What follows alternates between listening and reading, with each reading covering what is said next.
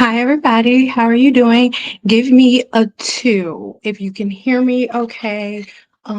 Today has been a really busy day. Got up early this morning, went grocery shopping, then I had to come back home for a couple of coaching calls. And as I was on my coaching calls today with women that have issues that they're going to have fixed, as we're having conversations, they were pointing out certain comments, right, that I was getting in the midst of them going through the things that they were going through. So there was a point in my life where I would react to things on social media a different way. We're doing it completely different because I knew that once I reposted these videos, I knew that the vultures would come out. So today we are getting to it. So right now, real quick, give me a two and let me know again if whether or not you can hear me.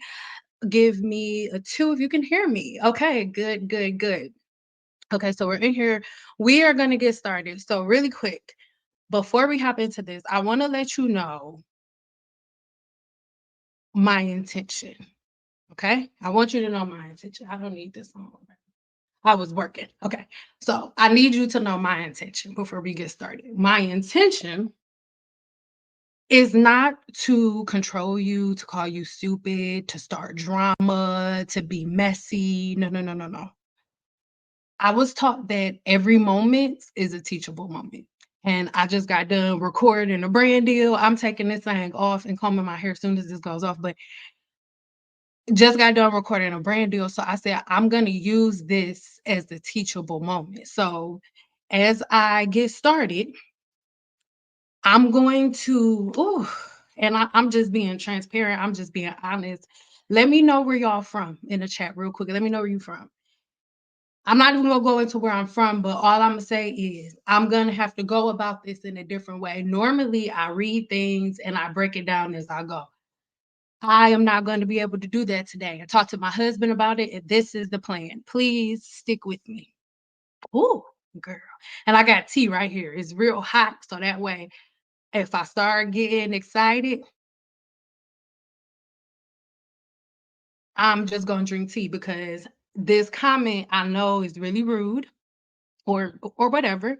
But I didn't read the whole thing. I saw the first line and I said, okay, instead of deleting this, I'm going to use this as a teachable moment because right after I saw the first one that I'm going to read you, I saw another post from a woman. I don't want to use the word begging as to portray that she's desperate, but I got a message from another woman who contacted me dealing with the thing that I talk against, asked them for my help. So today is going to be iron sharpening iron.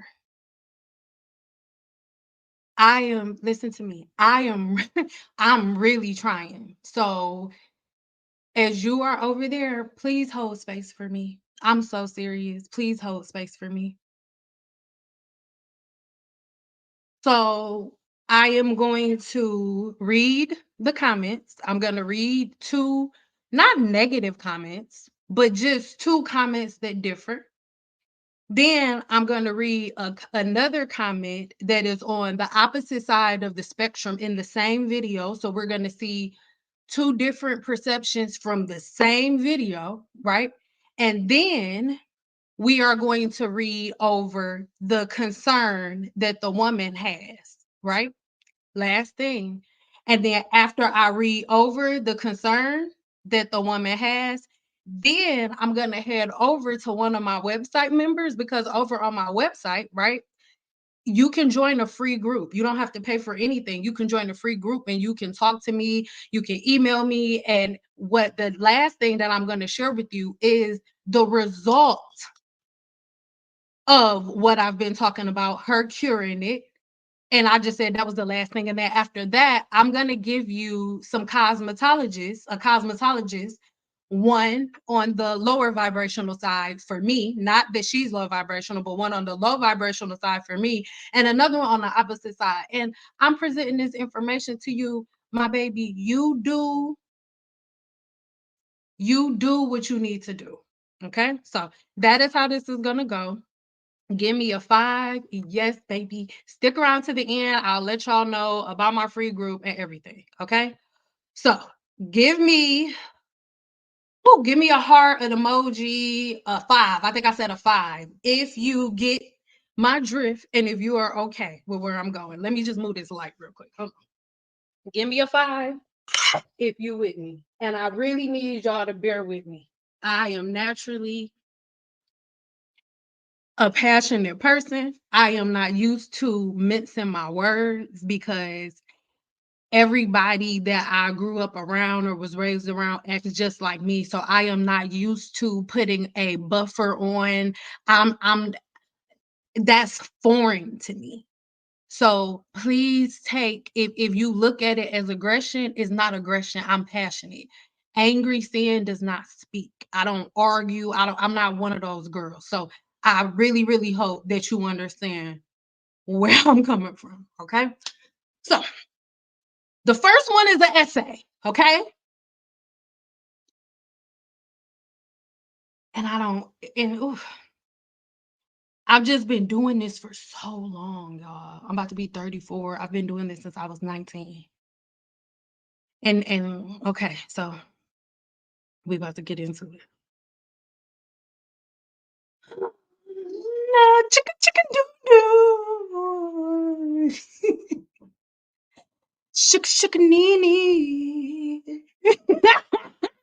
That's what I'm gonna do when I feel myself get irritated. Cause sis talking big boy shit. Okay, so whenever I say shika shika no, spell that out in the comments so I can see it. It's gonna make me feel good.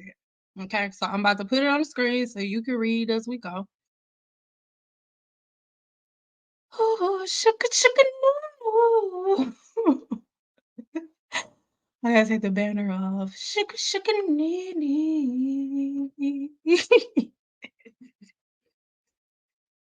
Okay, we okay. Let's go.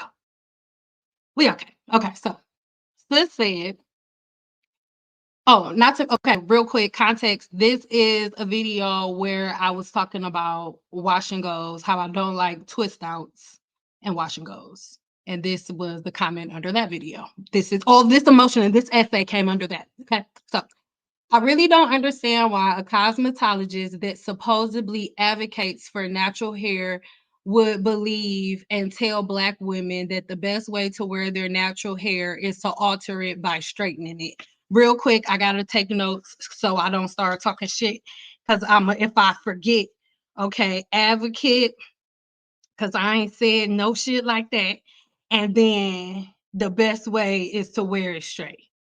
Okay, so because I ain't said that shit either. Okay, so next, okay, sorry, I just got to take notes, and then as I take notes, I got to shut up. Okay, okay. What's the point of having natural hair if you don't embrace it as God intended? God made coily hair as perfect just as it is, and it doesn't need to be altered to be healthy. Real quick, God made it, don't need altered. Okay. All right. Okay. Let's keep going. It makes no logical sense.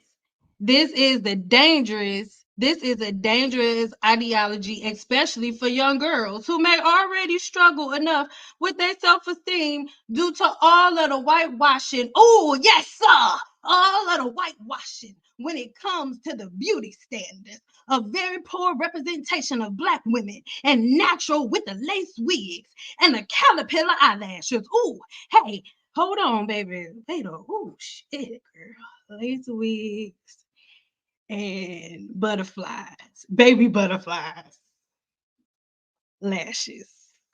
Okay. Okay. Um, y'all gonna have to bear with me. This is the only way I'm gonna make it through this. Okay. Oh, Lord, with their self-esteem due to the whitewashing when it comes to the beauty standards of the very poor representation of Black women with the natural hair in the media, instead of being bombarded with lace wigs and caterpillar eyelashes, or I read that, why can't we just be outstanding in all of our curly glory? It's redundant to ditch relaxers only to fry your natural hair straight. all the time to point out that it doesn't revert back. I don't know how you claim to see the opposite of what most of us see with straight naturals. Most of the straight naturals I've encountered have long, damaged hair from regularly blow drying and flat ironing while understanding that hair to be stretched without heat, on advocating those bone straight looks without heat. Huh?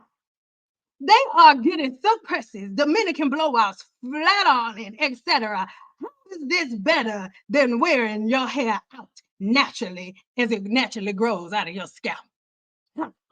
Okay, so shit. I'm sorry. I don't care if I sound childish. That is the only way I am gonna make it through this bullshit. You understand me?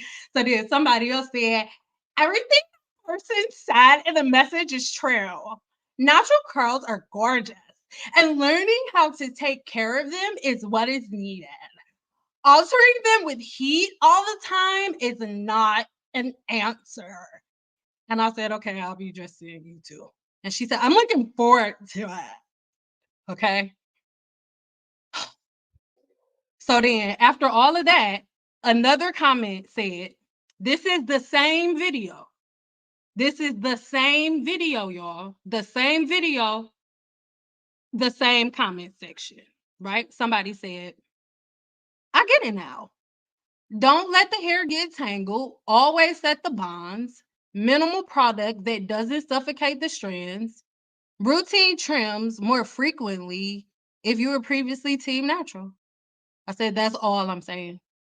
So we just had that whole I have a dream speech. Hold on. Hold on, because I got one more. We just did that whole I have a dream speech for that. Okay, so hold on. So one more. So we got it.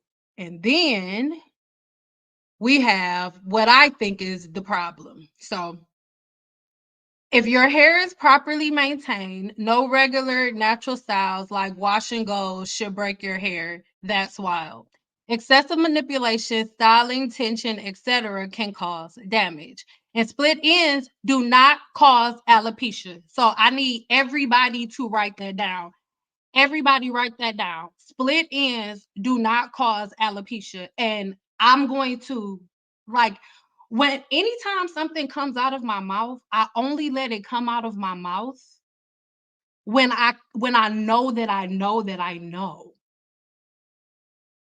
So write that down. Split ends do not cause alopecia. Okay.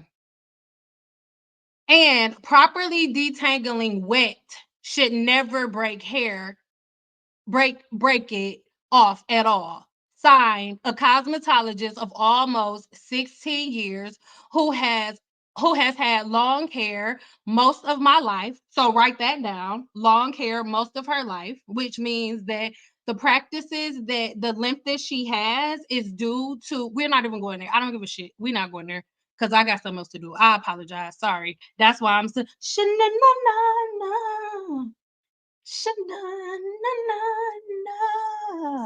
okay. Signed a cosmetologist of almost 16 years, which is how long I've been a cosmetologist. So I don't understand why you put that in there. Who has long hair most of my life and who has grown hair. My 6-year-olds have is knee length, etc. This is no shade to the content creator, but some of this just is not factual. So this is before I jump into the star of the show. The star of the show is the woman who's getting the free consult.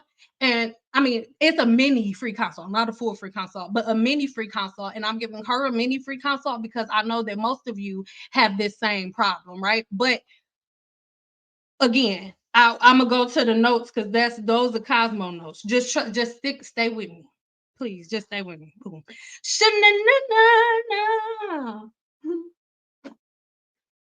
Mm. So let's go up. Now, remember we said alopecia, split ends don't cause alopecia. Split ends don't cause balding, right? So before I show you some this before we get into that. Let's see something real quick. So before I give you the science, let me ask you a question. Before I give you the science, so everybody, oh, it ain't no facts, ain't no facts. Okay. Let's break it down because this is how you get some facts. This is how you test something out because you either have facts or you have common sense. And see, the problem is, this is the thing. I'm never looking for something to be combative, but y'all need to stop shooting if y'all don't want smoke, and y'all need to stop speaking on things that y'all know nothing about. That's why we're in chaos, because we have a whole bunch of rookies trying to be chiefs. Just because I know women who've been doing hair for 30 years and they've been doing hair wrong. Not to mention, long hair does not equal healthy hair. And then let's equal that. Let's say your hair is healthy. Most of my clients have long, luscious hair, right? But they're bald because the practices that I'm talking about today and the practices that I'm going to prove to you today, give me a minute, let me cook. The practices that I'm going to show you today lead to this. So, first thing, cosmetologist of 16 years with long hair. This is not factual information. Split ends don't cause alopecia or scalp inflammation. Let's get into it. So, what you're looking at right now is the human hair follicle. All right. As you understand what I'm saying, like type it out, repeat it to me. Let me know that you with me. All right. Let me know when you with me. So the comment was, I'm a licensed cosmetologist. Split ends don't cause alopecia. So we know what the definition of alopecia is, right? Not to mention most forms of alopecia, when you do your research, dermatologists do not know the cause. Do you hear me? So to say that what I said isn't factual information is an ignorant statement, because dermatologists don't know the direct cause because they don't have enough data to say this is exactly it. But let's get into it. So common sense. Let's just use our brain. So you can see the hair shaft. So the hair shaft, you looking at the follicle right now, the inner parts of the follicle, right? But above the follicle, right, is the skin. Give me a one. I need at least one person to give me a one when you see where the skin separates from underneath the skin with the follicle. I'm not moving on. I need a one because I need you to be with me. I need you to be with me. Give me a one. Thank you. So now that you see where the hair has come up through the follicle, right? Let's say your ends. Let's see, you can't see the top of the picture, but let's say the very top, let's say your ends at the very top of the picture is split, right? And this is not a rhetorical question. I need answers from y'all because I'm not talking at y'all. We're using our brain. We're killing a fence. I'm not here for the soft ass women who cannot think. Okay? So we got broken, you got a broken split end at the top.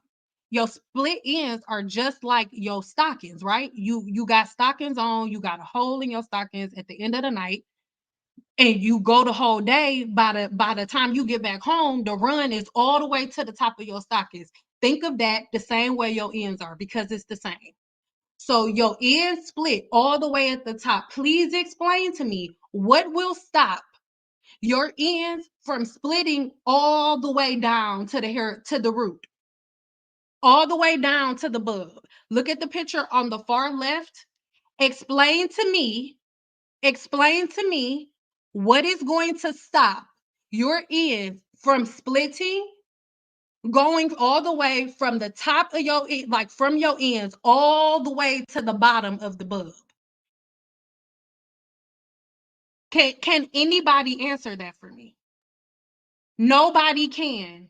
You know why? Because nothing will stop your ends from splitting all the way at the ends, all the way down to the bulb. Now I need a one again. I need y'all to be with me, babe. I need you to be with me.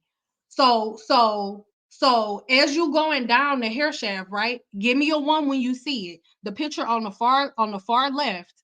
Do you see where the blood supply is at the very bottom? Please, come on. Like, do you see where the blood supply is at the very bottom? Cook with me. Okay. So if we've already determined that if your hair splits at the top and on your ends, there is nothing to stop it from splitting all the way down. So once it splits all the way down there, it's gonna do what? Is the blood supply still gonna be attached, or is it gonna detach itself from your hair supply? It is not a rhetorical question. Cook. Let's cook. Like, is it what's gonna happen? Once it goes from the ends all the way down to the blood supply, what's gonna happen? What's gonna happen? Somebody like don't I'm not no. I want you to be a guru. I want you to be a guru. I want you to be a guru.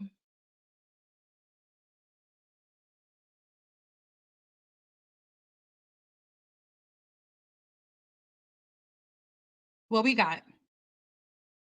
What we got? What we got? Okay, so what are we talking about? So what are we talking about? What are we talking about? What are we doing? What are we talking about? Do you see what I mean when I say that we look dumb to other people? Do you see what I mean? And this is the thing. What makes you look dumb isn't you saying the wrong answer. That's not what makes you look dumb. What makes you look dumb is the aggression and the combativeness. What are we talking about? What are we talking about?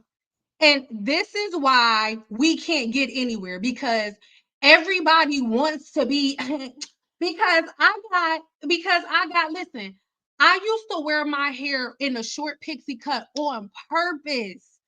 Dude, I used to get off being able to grow my clients' hair to their butt with a short pixie cut, basically bald in the back.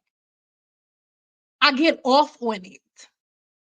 That's why I purposely keep my hair wrapped up, because I don't like I don't like it when you looking at me, and because you're looking at me, because you're using your eyes, nothing else that I say matters, and you just using your eyes and you not using your mind. That's what I'm talking about. This is ignorant. This is why they think we're stupid, because we state things that are easy to look up, and we do it in arrogance. Signed, a cosmetologist of almost 6 years who has had long hair most of my life and who grows hair. My 6-year-old's hair is needless, etc. This is no shade to the content creator, but some of this is just not factual. You look dumb. So when somebody that is running a brand, let me why ain't nobody saying no?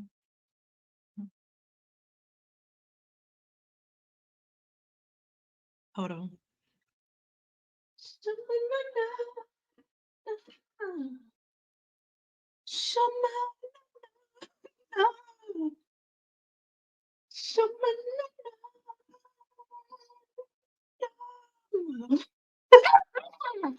Woo!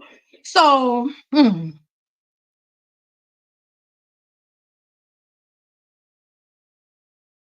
the reason that there's so much confusion in the hair industry is because you got one cosmetologist like me preaching facts, and then you got other ones like her just randomly talking shit that they know nothing about.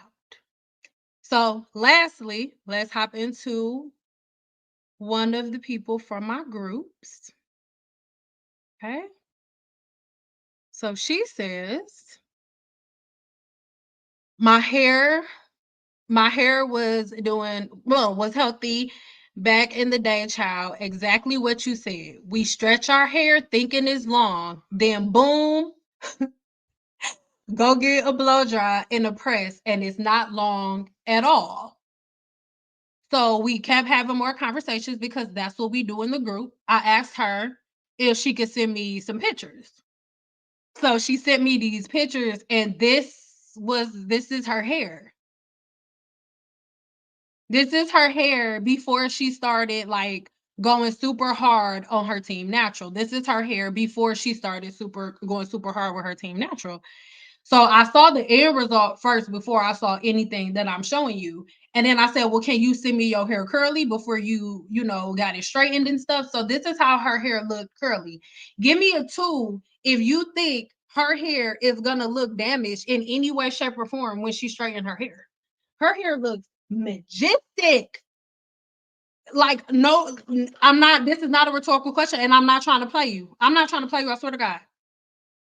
What what do you think? What do you think is going on? What do you think is going on under her hair shaft?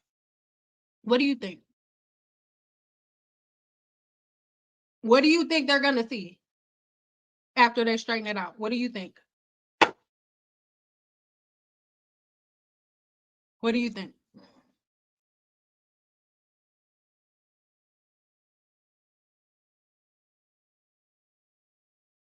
Can't tell, but I can't tell, but it looks wet.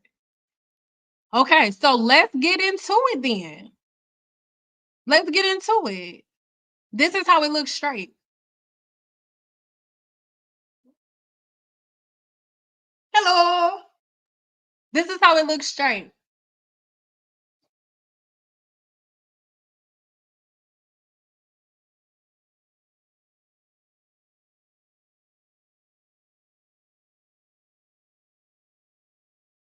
And then she went to a professional cosmetologist. If you in the area, I don't know where she's at, but go to her. You can go to her.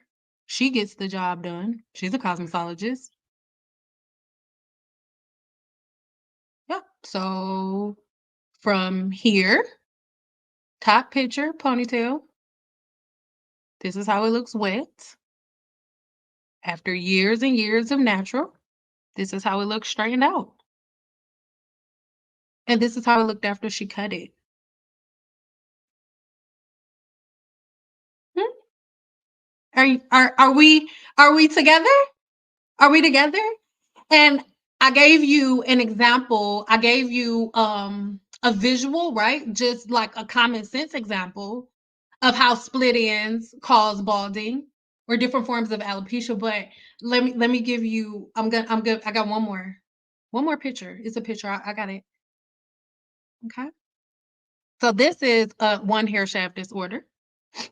I'm gonna put them on the screen in a minute. So this is one hair shaft disorder. Okay. So again, we not doing rhetorical questions. We in this together. We're not doing rhetorical questions. So if this is your hair and you don't get a trim from what we just talked about, is this gonna split up to the hair shaft, or would it be fine just like this? It's not a rhetorical question. Hmm? It's not a rhetorical question. I'm not trying to control you and tell you what to do. Hmm? Here's another hair shaft disorder. Okay. Here's another one. Okay. And this hair shaft disorder, this one splits all the way up to the hair shaft. So if you are a person who is starting to notice like first you get a little bit of breakage and then you just have different areas that are really sparse, that is how the hair shaft splitting to the follicle looks. And here it is on another race. Okay?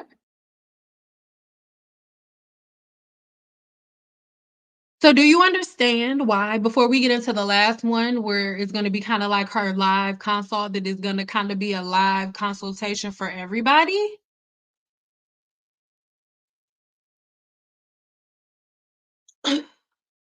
Is it?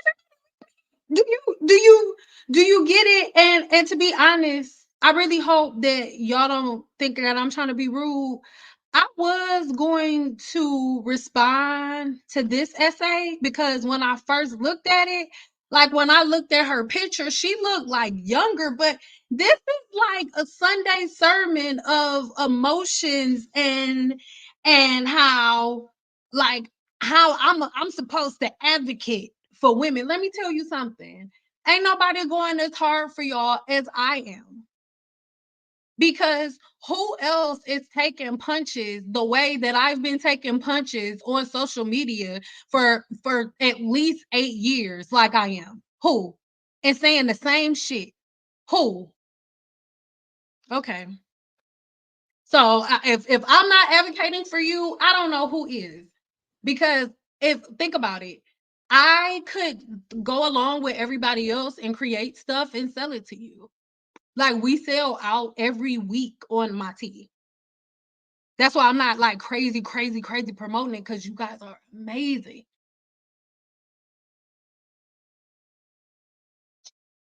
So, last thing before I hop into hers, God made our hair curly, right?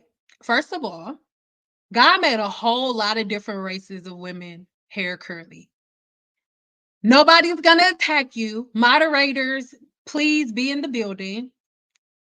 If you are not black, right? You are not African American at all, and you have curly hair, give me a 4, please. Give me a 4. This could possibly be all black girl world, possibly. And I don't mean curly if you hang your head upside down and I mean you are not African American or you're not African of African descent. You know what it is. And you have curly hair. Give me a 4.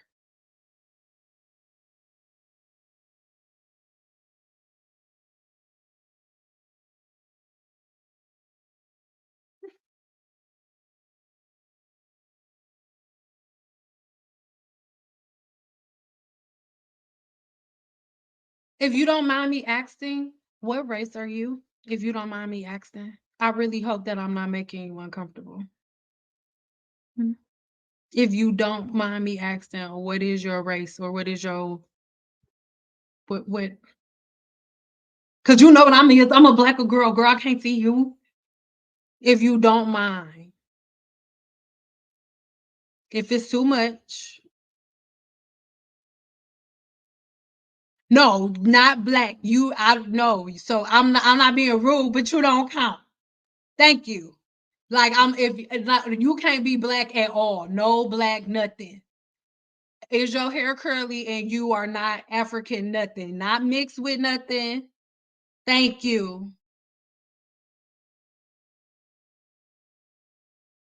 Remember when we was on live last time and I told y'all that I had a client that came to see me every 3 weeks and she was from Romania and her hair was like this big blown out and I thought I was gonna pass out? Y'all, we're not the only ones with curly hair. I love you, but we're not the only ones with curly hair. We're not. We're not. We're not. And you want to know how I learned? Because I worked at studio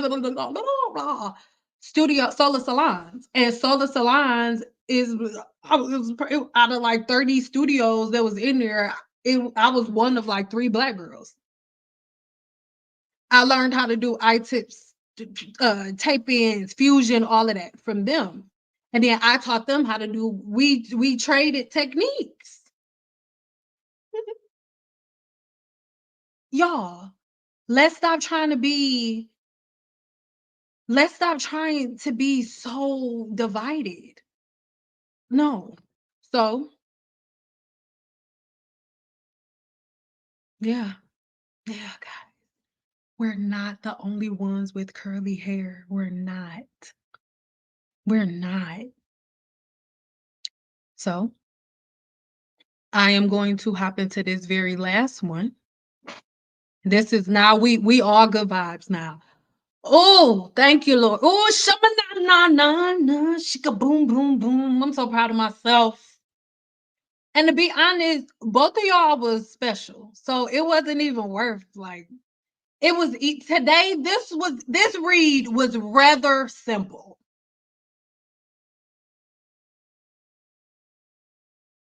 Anyway, here we go. This is the real work. Okay, so this is who we really here to see. And I hope you here, babe. If you not here, then I'm going to send this to you. So I hope you in here. But if you're not, it's okay. Hold on, I gotta get to it. She got an essay too, but her essay, she listen, this beautiful woman right here, if when you look in the dictionary, hold on. When you look in the dictionary and look for the word accountable or accountability, there's gonna be a picture of this woman here. Because in my opinion, this is what we all need. The energy that this woman has is the energy that we all need to change things. If everybody had the energy that this woman has to just be like, damn, okay. And if you are in here, I do need you to clarify something for me real quick. But okay. So you said my hair looks okay. So okay, real quick. So you know the girl who young but did her whole and I said I got to fall as a cornbread and match her up like that shit. So this is from the same exact video. So that's how you know that some of us we are existing, we're existing together, but we're all on different wavelengths. So I'm broadcasting for the women on my wavelength. All right. So okay. My hair looks exactly like this woman's hair before the cut. Her end results are amazing. I did not know that I was mechanically damaging my own hair with wash and goes and twist out. For 4 years, my hair was so healthy. My hairstylist was impressed when I went to get my trims every 3 months. Right after I got a trim in year 4 of being team natural, I started experiencing out of control shedding, single strand knots. And I need y'all to real quick, if you an OG here, go ahead and write it in the comments when you hear things that I keep telling y'all are going to happen. Real quick. I started experiencing out of control shedding, single strand knots, and frizz. I made an appointment to get my hair to get a hair assessment slash trim. Needless to say, I lost my hairstylist of 15 years that day after being told that I was doing too much to my hair. Hadn't changed my hair regimen or routine at all. And if y'all think about it, doesn't that really coincide with what I tell y'all about hair weathering taking anywhere between 6 weeks and 25 years to show up? Let's keep going. I lost my hairstylist of 15 years that day. After being told that I was doing too much to my hair, hadn't changed my hair regimen or routine at all, and getting the advice to alternate protein 1 week and regular wash the next week. Seemed as if protein made my hair feel overprocessed, stretchy, and rubber-like. I am having a very difficult time finding a natural hairstylist in my area. That's your problem. You need to find a hairstylist, not a natural hairstylist. Anyway, or not anyway to you. Sorry, my bad. Finding a natural hairstylist in my area. They are booked with no openings for quite some time. I am left on my own. I prayed for leadership, and your videos just started popping up. I am listening closely and learning and learning and learning and learning. However, I need to find someone to cut my hair like yesterday. At this point, I could probably go to anyone to get a cut just to start over. Thank you, and I will continue to listen and learn. I've always taken great care of my hair. I'm not a professional and I have no idea what to do now. Thanks again for sharing your knowledge and expertise. Do y'all know how many Black women who've been Team Natural for 4 years, 10 years. Like one client I had last Tuesday was 72. And yes, at 72, she still is like, no. My husband's auntie is about to be 104. So a woman that's still trying to keep on to her hair at 72 is not odd.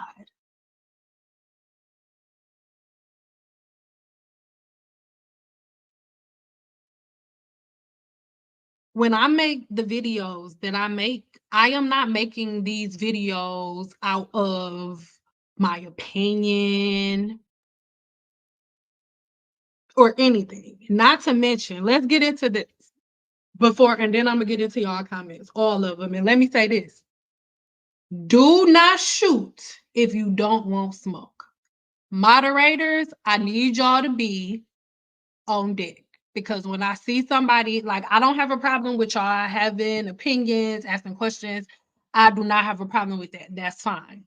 The problem that I do have is when you start getting disrespectful. That's when we're gonna have a problem. Okay, we can have talks. Okay.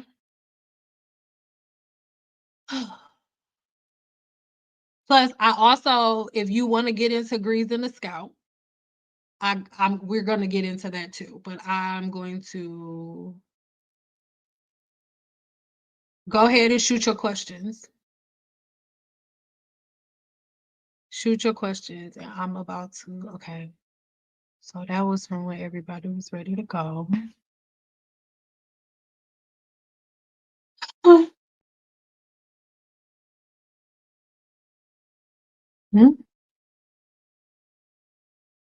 Going to detach. And I'm putting them up on the screen because if anybody's watching this on replay, you can see, like, this is common sense. This is common sense. This is all common sense, y'all. Okay? So everybody got it. Thank you. It's common sense. We don't have to go back and forth. It's common sense. Yes. Thank you. Let's get it. You got it.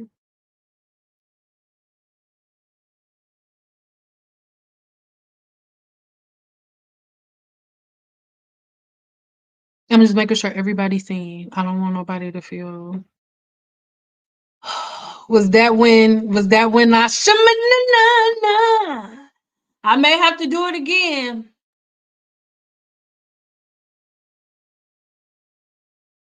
Yep. You know what? I hate to bring this up, but we in 2024, we're gonna have to do the Harriet Tubman. The Harriet Tubman is when you just leave. You be like, you know what? I don't think they not listening. I'ma just go because y'all not. I'm I'm about to go. Y'all can stay. I tried. And I'm taking with me the people that want to go. But I'm telling you, goddamn me, if you a grandchild, don't shoot if you don't want smoke. Because I eat comments that don't have any factual backing. So let's.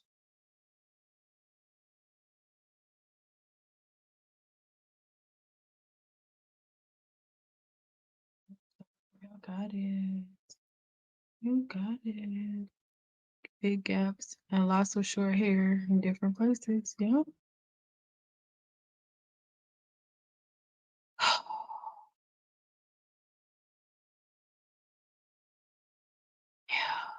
We got it.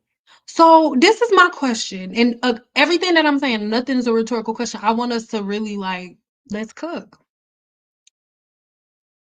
Why is it that I can have one video, right? And we have all of these different perceptions from one video. Why is that? Why is that? There's a curly photo you can see. Yeah.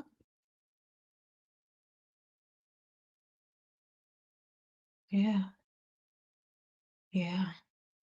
And so this is the thing. If you hold on, I'm gonna get to it in a second.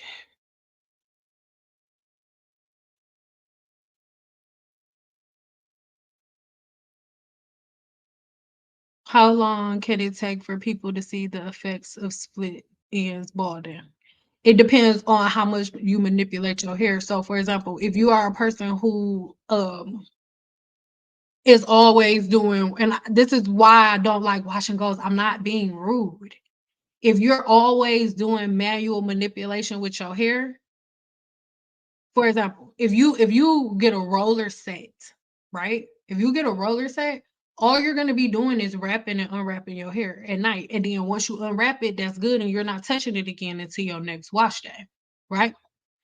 So when it comes to split ends, bald, you seeing the result of it. If you're a person who's always doing two strand twists and you undoing the twist every couple of days, putting more product on it, combing through it, twisting it back up, that causes breakage. So it splits up the hair shaft. Literally, like, I'm not, think about it the same way that it is with your stocking. It is the same thing. And I tell my clients, and we'll do it on live, like while we're in our consultation. And I want you to do it.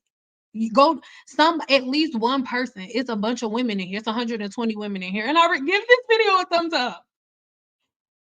Like, somebody go get some stockings or like a pantyhose or even like a stocking cap, right?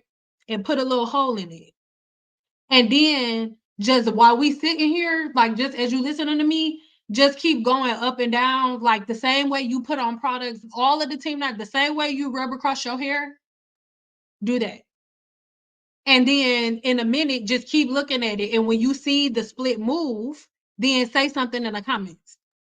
That is exactly what happens to your ends. Your hair is a fiber. Your pantyhose, a fiber.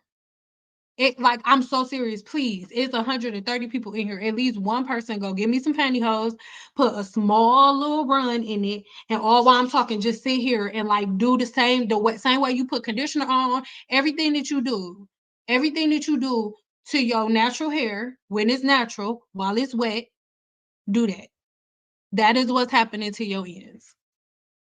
So the thing that everybody hates in, do you think Flexi Rod sets are bad to do often? So, oh, I love you because you helped me hop right into this next one. Another comment that I got, it was so many, y'all, I can't have all of them up. Another comment that I got was people were like, okay, just like the holy roller. And I said, black women have been struggling. So the same thing with her. Not one time in the video did I ever say that the only way that you should wear your hair is in a silk press. But because y'all all think flat irons are the devil, as soon as you see somebody with a flat iron and I say, oh, don't do wash and goes, you assume that I'm saying do a flat iron, as if the only thing on this planet to do to your hair other than a twist out or a wash and go is a flat iron. Let's get into something. As a licensed cosmetologist, when you went to book me online, I did everything. So when it comes to Team Natural has put y'all in groups, right? Nobody wants to be segregated anymore. Nobody wants to be separated, but Black women have segregated and separated themselves.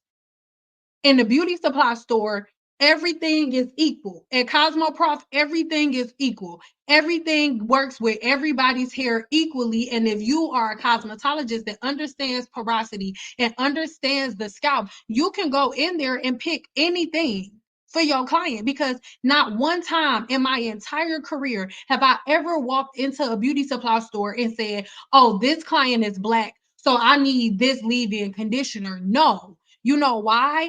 All follicles are the same. The only difference between my follicle and one of my sisters that is Puerto Rican, the only difference between my follicle and hers is my follicle is flatter than hers. That's it. And then within my the softer linkages that are holding, that are making my hair curly in the first place, I have more the softer linkages in my hair shaft than my Puerto Rican sister does. If it's one of my Caucasian sisters, do y'all, I don't know, because I'm Black and I'm from Detroit. Is Caucasian offensive, or you want me to say why? I say why. So one of my white sisters, her follicle is oval shaped and mine is flat. But we both have hair follicles. But I have a whole lot of neuromelanin and she has melanin too. Everybody has melanin, guys. But black people have a different type of melanin, but white girls got melanin too. And my white sister, her follicle is oval shaped versus mine being flat. And it within the cortex of my hair shaft, I have a whole bunch of sulfur to sulfur linkages, and my white sister doesn't have as many. That's it. What else? So nothing about this goes into me not being able to do stuff. One of my very best friends, her name is Devin. Well, when not now, but when I was in cosmetology school, her name was Devin and she was a white girl. And when I say a white girl, I'm talking about Avril Lavigne. I'm in the like on God. Like sis was tatted up all of her arm. She had 2 long sleeves tatted up. Her dad was like, "What the fuck, Devin? The fuck? Come on, bro." Like cool as hell. Cool as hell. Listen, it doesn't go like that. Like everybody has the same, like we're the same. We just have differences, right? But guess what? I have high porosity hair and Devin had high porosity hair. So me and Devin could use the same shampoo. And then guess what? The reason that I can use Devin shampoo, even though she's a white girl, her shampoo had a little bit more alcohol in it, but I have a super high sebum level. So I can use it and it wouldn't affect me because my scalp is overly oily anyway. So it kind of helped control the oil the same way that it helps control the oil on her scalp because the sebum comes out more at a time because she has an oval shape and mine because my follicle is flat, it seeps out slow, right? So I never said that the only way to wear your hair is straightened. What are you talking about? But because you're walking around looking for a fix, the video is 20 minutes long. All you got and black girls and little black girls. Well, listen, your little black girls feel like that. My daughter doesn't feel that way. My daughter went to school one day and felt the way, and I don't know if this is good parenting, so I'm not saying this is a good thing. Don't do this with what I did because it was a mistake. But they told my daughter, a little boy that she was in school with told my daughter that her hair looked weird and ugly because it was curly, right? Because my daughter wore her hair curly too. I'm not saying you can't wear your hair curly. I'm saying that that can't be the only thing that you do. Anyway, and we'll get to that in a minute. I'm getting to y'all questions. So the little boy told my daughter like, "Oh, your hair looks weird. You look so weird with your hair like that. It's so weird." So my daughter comes home crying, feeling away because my daughter is one of the only black girls at her school. Well, they're homeschooled now, and I didn't know what to say. So I kind of said something that a mother probably shouldn't have said. I told her, well, okay, this what happened. I said, well, no, that is not true. I said, you have superpower. No, because they were like, and your hair can never get straight, and that's so weird. It can never get straight, blah, blah, blah. And so I told her, I said, no, you have superpowers. I was like, you know, Superman? She was like, yeah. I was like, you know how sometimes like he's Superman, but most of the time he's Clark Kent, right? She was like, yeah. And I was like, when he's Clark Kent, he all smooth. He's still smooth and cool. He easy going, nice to talk to and stuff like that. Like he's super intelligent, super smart. And I told her smart people are 1 in a million, right? Everybody ain't smart. Some people are a little special. Okay. This was exactly what I told my daughter. Some people are a little special, but there aren't a whole lot of Clark Kents. Smart people, but Clark Kent, he was a genius. I hope that's Superman name. if it ain't whatever the hell Superman name is, and I had it right the first time. And I said, so I was like, he got superpowers.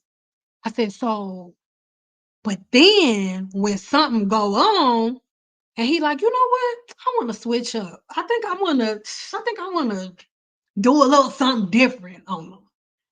He just go in the room, change his clothes, and then shaboom, shablam, dun dun dun dun. He's Superman. I said, so your hair got superpowers.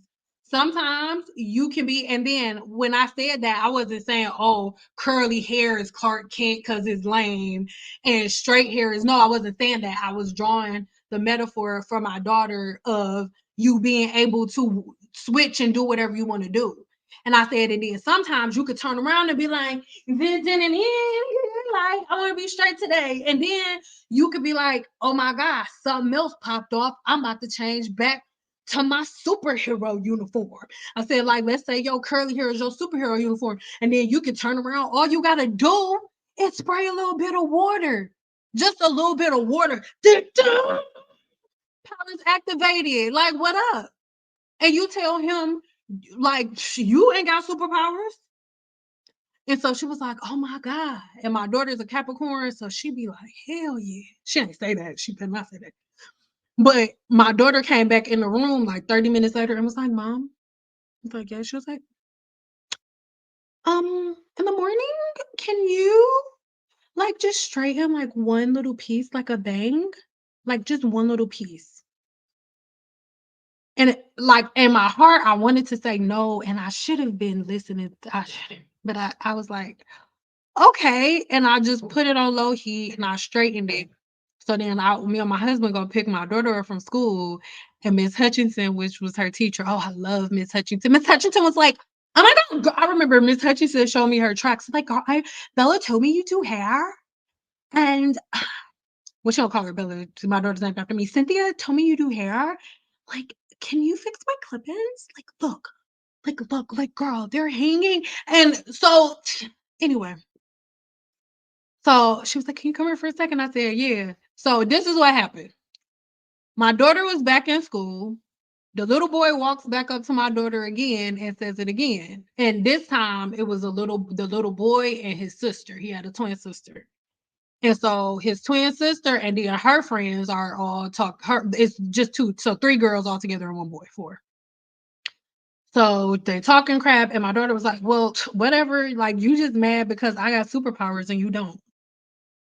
And they were like, what are you talking about? What are you talking about? What are you talking about? And she was like, I can show you. Let's go to the bathroom. It's nothing. So then I guess by this time, Miss Hutchinson didn't know that that's what was going on. She just knows they're like, can we get the bathroom keys? We go to the bathroom. Girls trip to the bathroom. So they all go to the bathroom. My daughter turns the water on and wets her hands and then wets the little piece that I straightened out and was like,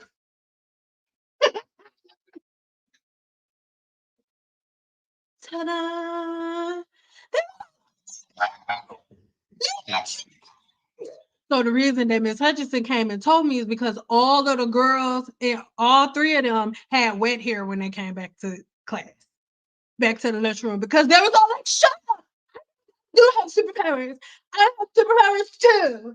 And they all sitting there like, oh, I have superpowers. With wet hair, and my daughter sitting there like this, eating her stuff with her curly bun, but it was a clip and a little.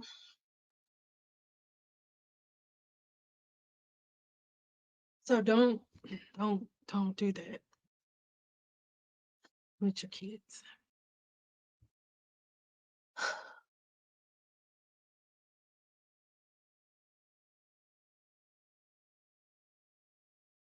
Okay. Yes and no. Please bear with me. I promise, like the video, because I filmed it already. So the video on locks will be up by no later than what's today? Than Sunday. Please bear with me.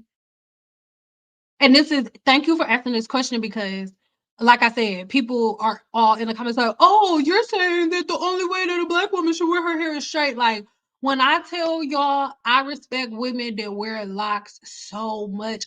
Oh my God. Like, oh, I'm married. I don't like girls, but if I did, if I'd had a girlfriend, she would have long locks. Mm, like, like, girl. And I respect locks because locks are stretched. Listen, listen. And we're gonna get into that. We're gonna get into it tonight, and then I'm gonna still do the video tomorrow because you in all my lives, and you a moderator, so I owe you. So mhm. When it comes to everything that I was talking about, I wasn't saying, oh, you got to keep your hair stretched. I'm saying, I mean, keep your hair straight. I said, keep your scalp clean and your hair stretched. Now, when it comes to locks, the thing that we are dealing with locks, and the reason that most women or men who have locks, there is two reasons that you end up balding and going thin. And I just like I said, before I say this, I respect locticians so much. I respect people who wear locks so much. I think it's so beautiful. I'm just too wishy-washy with my hair to just settle on one thing forever. So oh my God. Oh, ooh, a sex symbol is what you are if you are lockalicious. But let's picture something. And when you with me, give me a 5 because I just really need to know that you feel me. I really need to know that y'all you get where I'm coming from. Okay, so oh crap, I shouldn't have went down that far. Okay, so remember, I always tell you guys that the average person has 100,000 follicles, right? Each follicle has 1 to 4 strands. So now we have the natural hair growth cycle, and I explained to you the natural hair growth cycle, how the hair sheds during the telogen phase, all of that. I mean, during the estrogen phase. So if your hair is not locked, right? When your hair sheds on the estrogen phase, it falls out on the floor. But when you're locked, when the hair falls on the floor, it stays in the lock. So the longer you're locked, the heavier your hair is going to be. So remember, the average person is losing 55 to 150 strands a day, which means that if you have locks, you are collecting on each lock a minimum of 55 to 100 strands a day per lock. Now, as beautiful as locks are, the scalp isn't really meant to hold that much weight for that long of a period of time, if that makes sense, right? But there are people, ooh, let me cook and stay with me. Don't get offended, please. There are people who live to be like 100 with locks to their butt, with no balding, with no thinning. But guess what they don't do? They don't grease their scalp. They don't use apple cider vinegar. Apple cider vinegar, even though and baking soda, I know it cleans locks so good. I know, but apple cider vinegar is an acid. So I want you to think about it. If your sink is clogged up, you can take apple cider vinegar with water, put it in there, it will unclog it. Why does it unclog it? It unclogs it because apple cider vinegar is an acid and it eats away at the hair, making it softer and easier for once the activation comes with the baking soda, it like pushes it through because it's already softer, more pliable. And then as it's going down, it's still gonna break it down. But if you are doing rinses and soaking your hair, your locked hair, if you're soaking that hair in apple cider vinegar, which is a pure vegetable acid, right? Over time, it weakens the follicle. And it's this one video I want to play, but I'm not gonna play it because I don't want to come off like I'm trying to put the person on blast, and I'm really not. So I'm not gonna play it, but I'm pretty sure everybody's seen videos of people everybody's seen videos of people greasing the scalp with, or not, oh, I'm sorry, not greasing the scalp, but when somebody has locks, right? And they have a whole lot of dandruff, the videos, and it's the one that I'm doing the explanation video too, but I blank the everything out so you won't know who the artist is, because I really am not trying to embarrass her or anything like that, because you just don't know what you don't know. And she has this tool, and she just scraping up all of the dandruff and all of the dead skin. She's scraping all of that up on the scalp, right? And as she's scraping that up on the scalp, what she's doing is removing dead skin cells. And as she's removing those dead skin cells, she after she gets done, she then drenches the scalp in oil. The reason that most people who have locks end up going bald is because you have a whole lot of weight. It's really, really heavy because you're collecting a minimum of 55 to 150 strands a day per lock. Plus, you're oiling the scalp, suffocating the follicle. Now, I know, I know, I know that a lot of people are not gonna want to hear this, and a lot of people don't want to hear grease in the scalp. So I want to go ahead and show y'all this illustration real quick, right? So let's get into this, but I gotta go. It's so many comments, y'all. Like, I'm gonna do the best that I can to get to everybody's comments, but when we get to one point, I think y'all gonna have to start asking again. So what you looking at right now? Hold on, I'm gonna start it over because I was talking.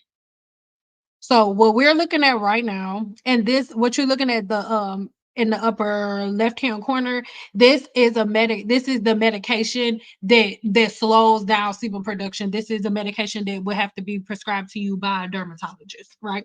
But I'm using this illustration because I think it's like the best illustration. And most people that have locks, or most not, it's not even just locks. That's why I'm not I want us to get out of like always putting ourselves in categories like, oh, people with locks over here, people who wear their hair straight over here, people who only wear braids over here, team natural over here.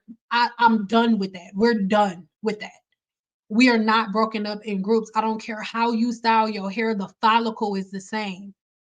The follicle is the same. Everybody has a sweat gland, everybody has a sebaceous gland, like it's the same. All right. So what you are watching right now, this little pocket that look like some little saggy boobies, or a little weird sideways booty cheek over here on the right hand side, is the sebaceous gland, right? And what you are going to watch, I want you to keep your eye on this liquid that's flowing out. That is sebum, and right now that is happening right now as we speak, unless your follicle is blocked. So let's get to that. All right. So you can see the sebum is coming out of the hair follicle. Now, this is a illustration of somebody who has an overproduction of sebum, somebody like me, right? So if you have an overproduction of sebum, it's covering the scalp faster, then you're able to get rid of it. Because not to mention, sebum also has an acid and other things. I'll leave the link describing or talking about exactly what sebum is. I'll leave it in the description box, right? But this medication, right, that you would get from a dermatologist, it slows down sebum production. It's not a butter, it's not a grease or anything like that. So one thing that does that is certain essences of avocados, excuse me, and not the actual avocado. Like, a chemist presses it and only takes the properties that help. They leave all of the comedogenic properties behind, all of the properties that block the follicle, and it goes in there and it hits those receptors that are causing and triggering your sebaceous gland to produce too much sebum. It's going in there and saying, hey, y'all, calm down. Slow down a little bit on the sebum production, make it regular. Let's slow the sebum production down so that we can coat the hair shaft, right? So it can slide up without inflammation. Because guess what? There are so many different bacteria. Like, when I say God body, when I say that you are a city, like, oh my God. So there are so many things that are working within your body when you're not. So this right here, you see that little wraparound thing wrapped around the hair, that is sebum. This is a sebum plug being removed. So when your hair comes out of the follicle, it's already wrapped in sebum. And this is what a follicle that is plugged up with sebum looks like. But this person had to manually get it removed. Well, on the scalp, that doesn't really happen as much. So again, this is something that is demonstrating sebum production, right? And if the follicle is blocked with butters and oils and different greases, what happens is different cysts begin to form under the skin, right? So this is the same exact way that it happens on your face. If you have a bump on your face, it is because your sebaceous gland is producing sebum. So this is another illustration of it. The sebaceous gland is producing sebum, and sebum naturally goes up the hair shaft. But if your hair shaft is covered with oils and dirt and butters and all of that stuff, then the sebum isn't able to get out. And the bacteria that naturally lives on the human scalp, it literally starts to multiply. You know why? Its favorite food is oil. Everything that is coming out of my mouth, write it down, research it for yourself. The bacteria that lives on your scalp's favorite food is oil. So the more of the harder it is for your sebum to get out, the more bacteria you have in the follicle. And as a result, you have inflammation. So you have the initial disease, right? Or the initial disorder. Let's say the initial disorder is seborrheic dermatitis. So you have seborrheic dermatitis, that is the problem that you have, but there was a trigger long ago that caused the inflammation that led to seborrheic dermatitis. But guess what? The trigger is grease in the scalp. Why? You see those little particles that's floating out on the side? Let me take myself off the screen. You see those little particles that are floating on the side? Those are pieces of the cuticle. You know how people say, oh, the hair shaft is dead. They do not know what they're talking about. The first layer of the hair shaft is dead, and that is the cuticle layer. Okay? The cuticle layer. And those different cells are falling off and they're falling out the top. And when you see something that says the hair shaft is dead, no, the nerves of the hair shaft are dead, because if they don't die, you'll feel a haircut the same way you would feel somebody cut your finger off. That's what it is. So again, if you have sweat or makeup or extra oils that are on the scalp that make their way into the follicle, like all of the different hair growth oils that you guys are putting into the follicle, you feed the bacteria that naturally lives in the hair shaft. The only thing you do when you grease your scalp is give the bacteria food. You are absolutely right. You are feeding the scalp when you grease your scalp and oil it. You are feeding the natural bacteria that lives there. And if you do not believe me, research it for yourself. You don't have to believe me, baby. This is factual information. So the more you have different negative reactions, your body begins to have an immune response. And this is what acne looks like. So naturally, sebum is coming up through the hair follicle, right? So this is what the actual sebaceous gland looks like. And pay attention to how the sebum that is coming out is automatically wrapped around the hair shaft as soon as it comes through the follicle. And which those little white pieces are dead skin, dead skin. And those little yellow particles, those represent the natural bacteria that is living on your scalp at this very second.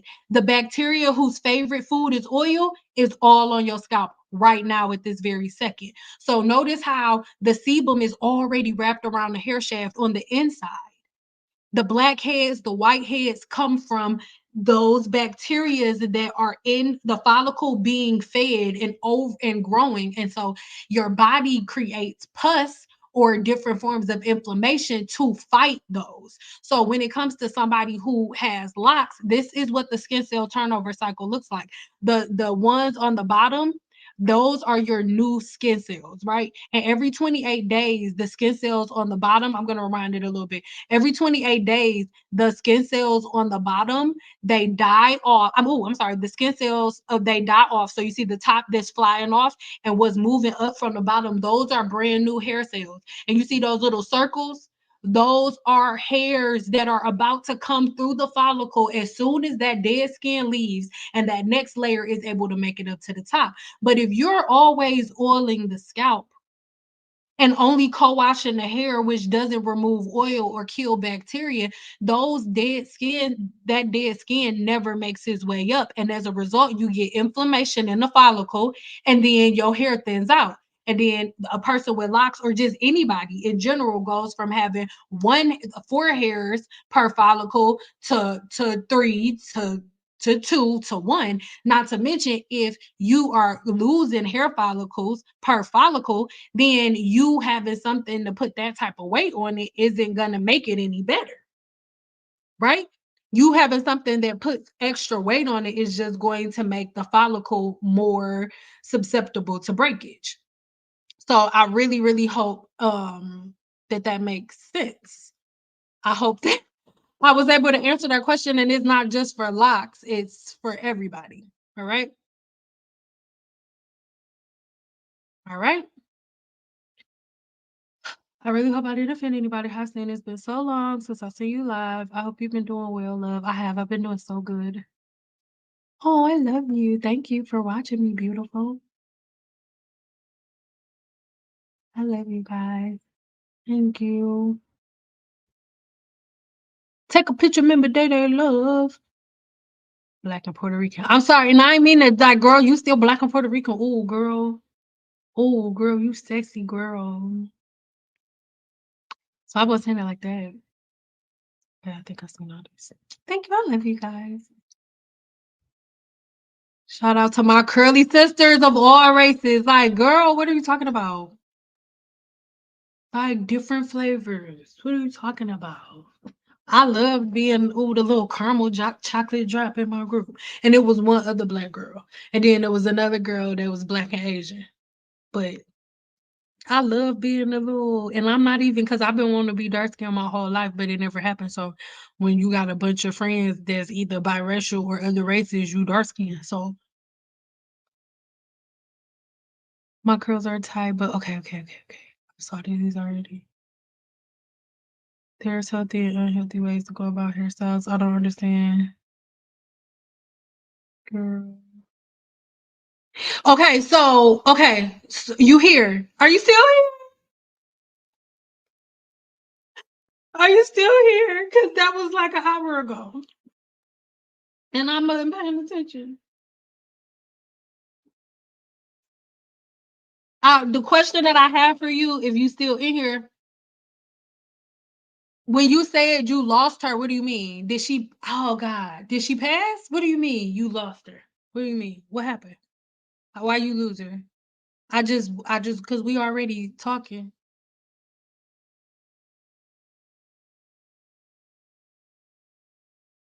Took 5 years for my hair and scalp to feel the damage of overnight conditioners and not washing enough. Thank you. Yes. And that's all I'm trying to get y'all to understand. So when I'm making videos, lose offense. Like, I don't make videos for soft women, because I'm not calling you dumb. I'm not calling you stupid. Guess what? If whatever you do, if you are a doctor, if you are an architect, girl, I am dumb when it comes to your job. I don't know nothing about your job. What the hell? Why can't we stay in our lanes? Like, I certain things, like when I'm talking to my clients about certain things are not my lane. At a certain point, I tell them, okay, I need you to go see a dermatologist and I need you to get a skin biopsy, and then let's talk about what comes. But I stay in my lane. Like, we don't.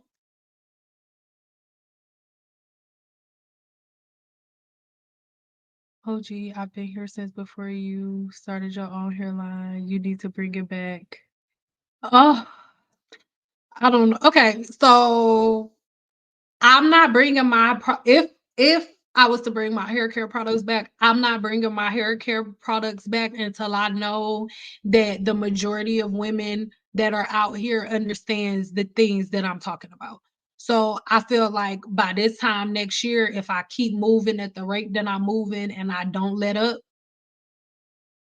then I feel like there will be enough women with the understanding of how to really treat their hair, because I do not want to start my product line again. And as I'm marketing it, it looks as if I'm like, oh, if you want to have healthy hair, get this. No, I want y'all to have healthy hair before my product ever hits the market. No, I don't want to take credit for having healthy hair because I don't care what product I make. It is not going to make your hair healthy. Only your habits and your patterns and your routines will. That's it. And I think we've shown today that habits and patterns and routines.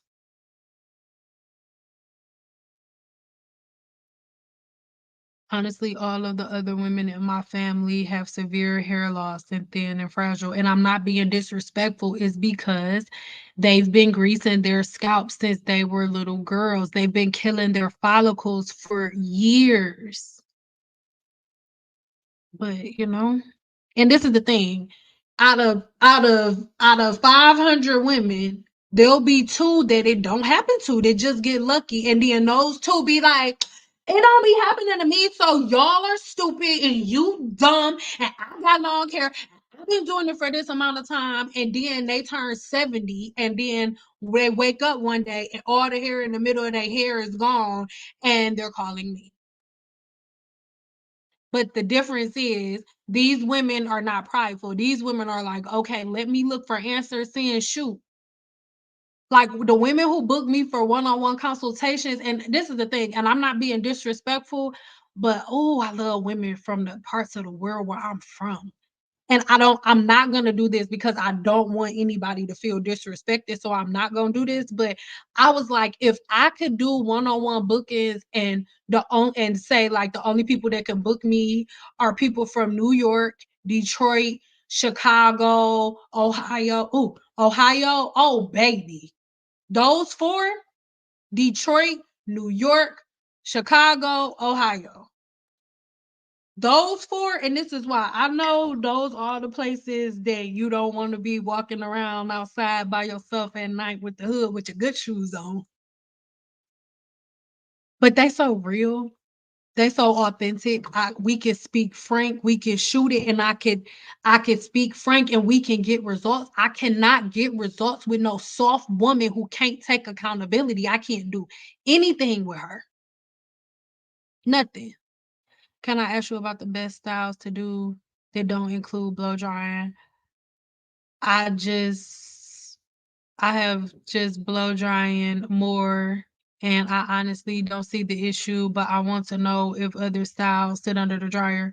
I'm not being rude, but I'm not a hairstylist. I'm a cosmetologist. My clients, okay, I'm not being rude. This is how stuff will go. Let's say you my client and like you my client and I do your hair for the next 10 years. Okay.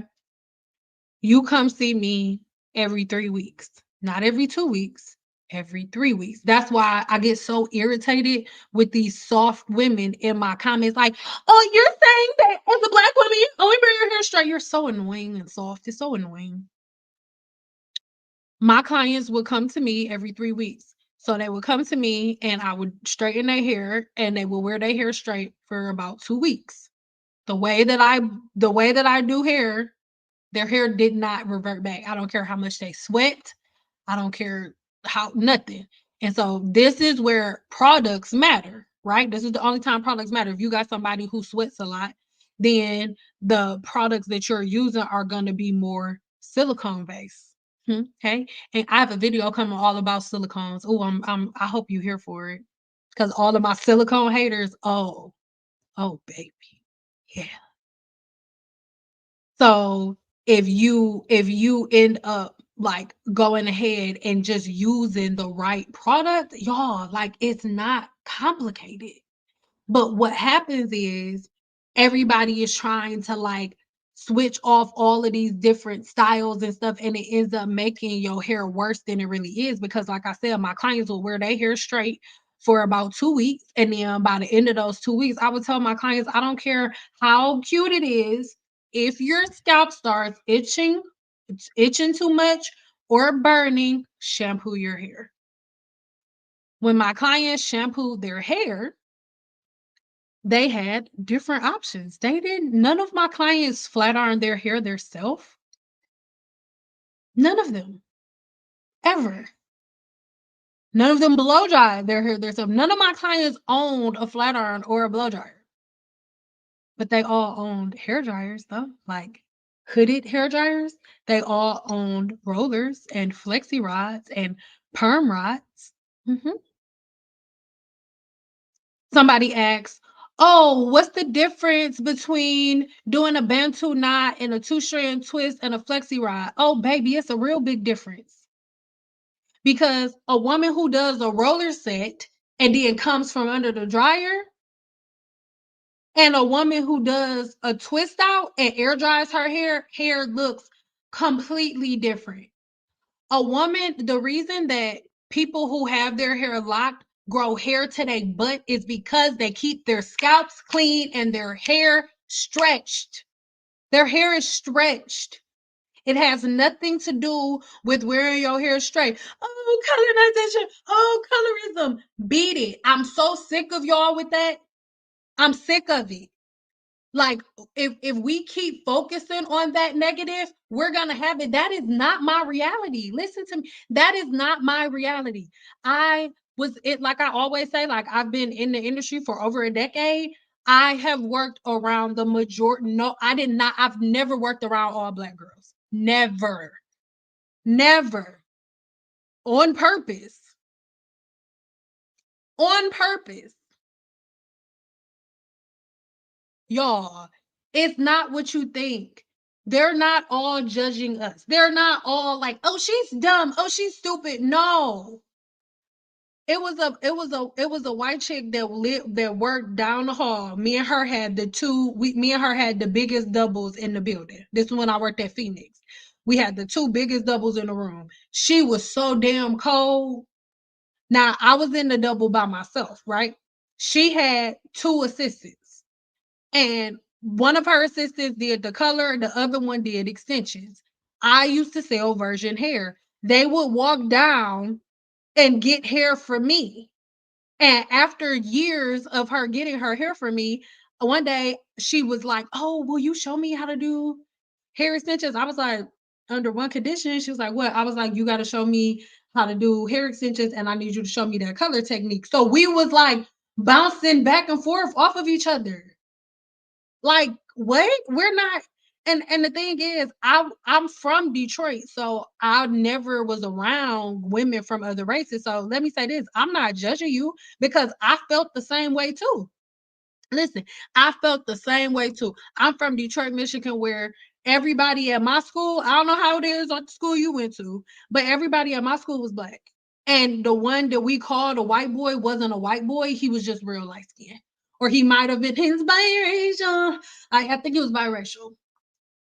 But I did not have any white people at my school. Y'all want to know the first time I saw a bunch of white people? I went to DePores. I went to St. Martin DePores. It was a private school my freshman year. And I made the varsity cheerleading team my freshman year of high school. And our football team was the shit. So we ended up going to Ford Field, and Ford Field is, well, y'all know what the Wood Fords is. So Ford Field was like the football stadium there. And in high school, when you make it, you go to Ford Field. So we had made it because they was the shit. Da, da, da. That was the first time I had ever been around that many white people. I was like, oh my God, like there are so many white people here. It was so weird. Oh my God. Not that it was a problem. I just had never was like, oh my God, oh my God. And they're like, but mind you, we weren't trying to be nice to each other. We were the cheerleaders. They were like, come on, you get out. You get out. You get out. You get out. So we wasn't, and we was like regular black cheerleaders. So it's like, it wasn't, but then that was the most that I seen. And then when the poorest closed down my freshman year, my dad still didn't want me to go to Detroit Public Schools. So he found a all-girl school. Y'all, I'm not lying. Look, somebody Google it right now. It's called Ladywood in Livonia. Is it in Dearborn or Livonia? Either whatever. And I think it was Livonia. Either Dearborn or Livonia. I don't know. And it's called Ladywood. It was an all-girl school in Livonia, Michigan, or Dearborn. It was Livonia, Michigan, and there were nothing but white people there. Like, oh my, listen, me and one of my friends, JaVale. Hey, girl, I don't know if you, me and one of my friends, JaVale. Our parents, we both went to Ladywood. We were the only black girls in the whole school. There were no other black girls but us. But do you think they were like, oh my God, like you can you oh my God, so you are you the one that flips? Are you the one that flips? I was like, "No, I'm not the one to do the back handsprings." Because my friend Angel, she was like a Ninja Turtle. So she was like, are you the one who does like the back handspring? Or and I was like, "No, I'm the walkover and the," and she was like, oh my God. Well, can can you join our team? And can you teach us that? Like, because even though they were all girls school, they had a all boys school that they partnered with. So when our team played I think Brother Rice was their school. So when our school played Brother Rice, then the all girls school, which was Ladywood, would go with them, and then they would cheer together. So yeah, oh my God, you guys. Okay. So, hey, Big Blue, we want a victory. All right. Hey, let's fight. Let's win this game tonight. Give it to me now. Can you do that? Stan? And I was like, no, bro. Like, I can't. And then I told my dad I hated it so much. And can I just go anywhere else? And then he sent me to the one school that I told myself my whole life I would never go to, which was Renaissance. And I hated it with all of my soul. And I wished I would have stayed at that all white girls school. And I said all of that to say that it's not like we think. All of that is shit we make up in our own head. That was my only experience with white girls and then or people of another race. And like when I tell you I felt the most love, like when it was like overwhelming. And I think I was just so like I don't know, it was like a culture shock. Like I'm from Detroit. Everybody talk like this. And I oh my God, like so I went to the dance and he gave me a kiss and I was like, whoa. And he was like, so, and I was like, whoa. And he was like, no, shut the fuck up. Like I was so annoyed. But then when I left and I went back to Detroit public schools and I was around all black girls, it was the exact opposite. And I was like, oh my God, the white girls are so much nicer. Why did I do this? But then when my parents moved me out here, I was like, this is going to be insane because I know this is about to sound ignorant, but I said that first part. So this part I won't sound so dumb.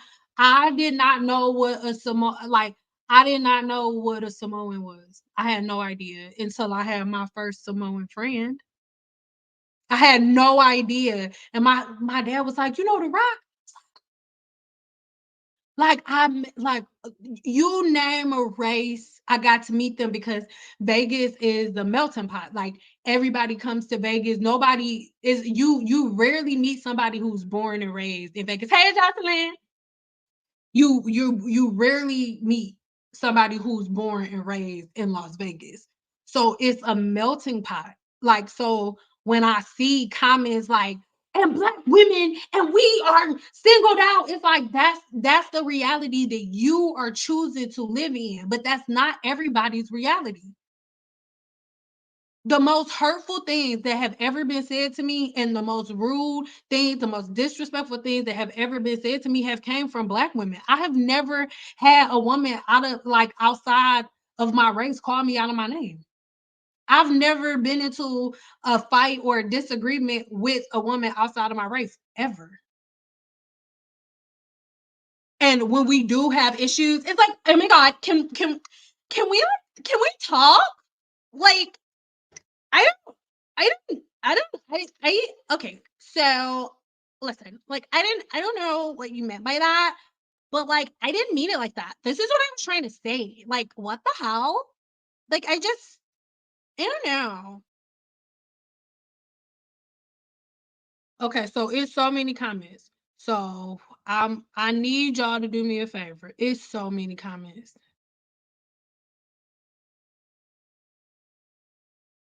Listen, like I'm serious. I've been around like all of my and the thing is they used to love when I mimicked them. My friend Kendra, okay, Kendra, I love you so much. I did not know Kendra was black. I swear to God. Like, me and Kendra, we went to cosmetology school together.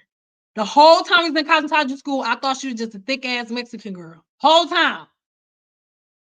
It wasn't until we was out of cosmetology school for like 9 years, see each other at freaking Target, and we talking, and then we like exchange numbers and stuff. And then I go on her Facebook and she posted her daddy. I was like, her daddy blacker than my daddy. I said, Kendra, your daddy, Kendra, this whole time you been black, Kendra, this whole time. She's like, oh my God, yeah, you're so crazy. Like, oh, Cynthia, you're so stupid. Like, oh my God. Girl, like, those were my friends. That's why I'm so like, no, everybody doesn't feel like, no, stop that, because it's not true. Now, don't get me wrong, there are some dusty ass women in other races, like there are 100%, but not everybody. Every woman from another race that I've came in contact with since I have been in Vegas, and I don't mean it in like a weird fake way, but they've been more infatuated with me than rude to me. Oh my God, your skin is so like, you're so hot. I don't know. Like when I fucking go in the sun or whatever, like my skin and my nose gets like fucking beat red, and I'm just like, what the fuck? But then you sit there and your skin is just chocolatey, like, oh, I just want to lick it. I just want to lick it. And I'll be like, Devin, don't lick my face. I just want to lick it. Oh my gosh, so fucking hot. You're hot. Hot. So like that's your perception. My hair gets oily about a week after a silk press. It must be this. But listen, it's a good thing. It's a good thing. Okay, you said your hair gets oily about a week after a silk press. So my question to you is your hair, two questions. Is your hair thick? Would you call yourself thick? Blah, blah, blah, blah, your hair thick or thin? And would you say that your curl pattern is really, really tight or really loose? Don't give me 4C, 4B, 4D, 4W. We are not talking about bra sizes.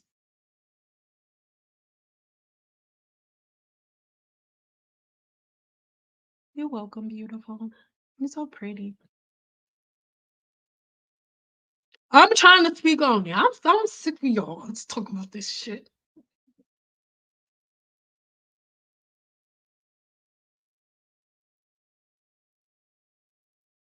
Yeah, and it's a possibility you can have an overproduction of sebum, or you can just have a high sebum level. Like, and that's what I mean by let's stop separating ourselves. Like, cause black girls is over here and white girls is over here. No, you can learn from her. Y'all want to know how I first learned about sebum production? It was not in school. It was because I have a whole bunch of friends. Well, not a whole bunch of friends. It wasn't a whole bunch of white girls, but maybe like 3 or 4 girls that were white girls that were my friends. And all of their hair was oily, right? All of their hair was oily. I'm like, what is going on? Like, why is y'all hair oily all the time? And why do you grow bugs in y'all hair? That's weird. We were friends. I was able to ask. And I would get them like, you can ask me one black girl question and I get one white girl question. Like that's the type of stuff we used to do. We would be spending the night at each other's houses. And I asked like, how y'all get bugs in y'all hair? And they like spit out juice, started laughing, and they literally pulled out something and I was like, do I got one of those too? And they was like, oh my God, like, yes, silly. And then they started showing me, I'm like, oh my God, my hair gets oily too. And they was like, you can have a high sebum production too. And I was like, hell no. And that's what started making me want to go dive deeper, because it was only me and Kendra that was cosmetologists out of the group. And Kendra did men's hair. She didn't even tolerate women, because when we was in cosmetology school, all the women that would come that would be hating on her. Cause she would cut the shit out of men's hair, and she had some big old machachas. I'm talking, Kendra, you know you got some girl. So they would be like, I don't think I'm like her. She put her teddies up. Dermatitis. Oh, and then I almost forgot. So real quick, y'all probably don't because before, and I'm not name dropping. I moved to Vegas when I was 16. Okay. When I initially I was Christian, but I'm not anymore. We're not talking about that tonight. I'm not, oh my God, we can't even talk about oil. We are definitely not talking about that. So, but when I first got here, the church that I was going to was Remnant Ministries. I'm not going to say anything bad about anybody. I'm not saying nothing bad about the church. This is the church that I got married at, right? And give me a two really quick if you know who Randall Cunningham is. Give me a two. Really quick. Because if I just tell you who his wife is and you don't know who he is, you're going to be like, oh, she's beautiful, but who is that?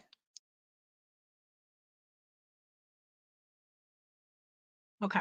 So let me just go because like lately when I say stuff and I don't drop a receipt, it's like, okay.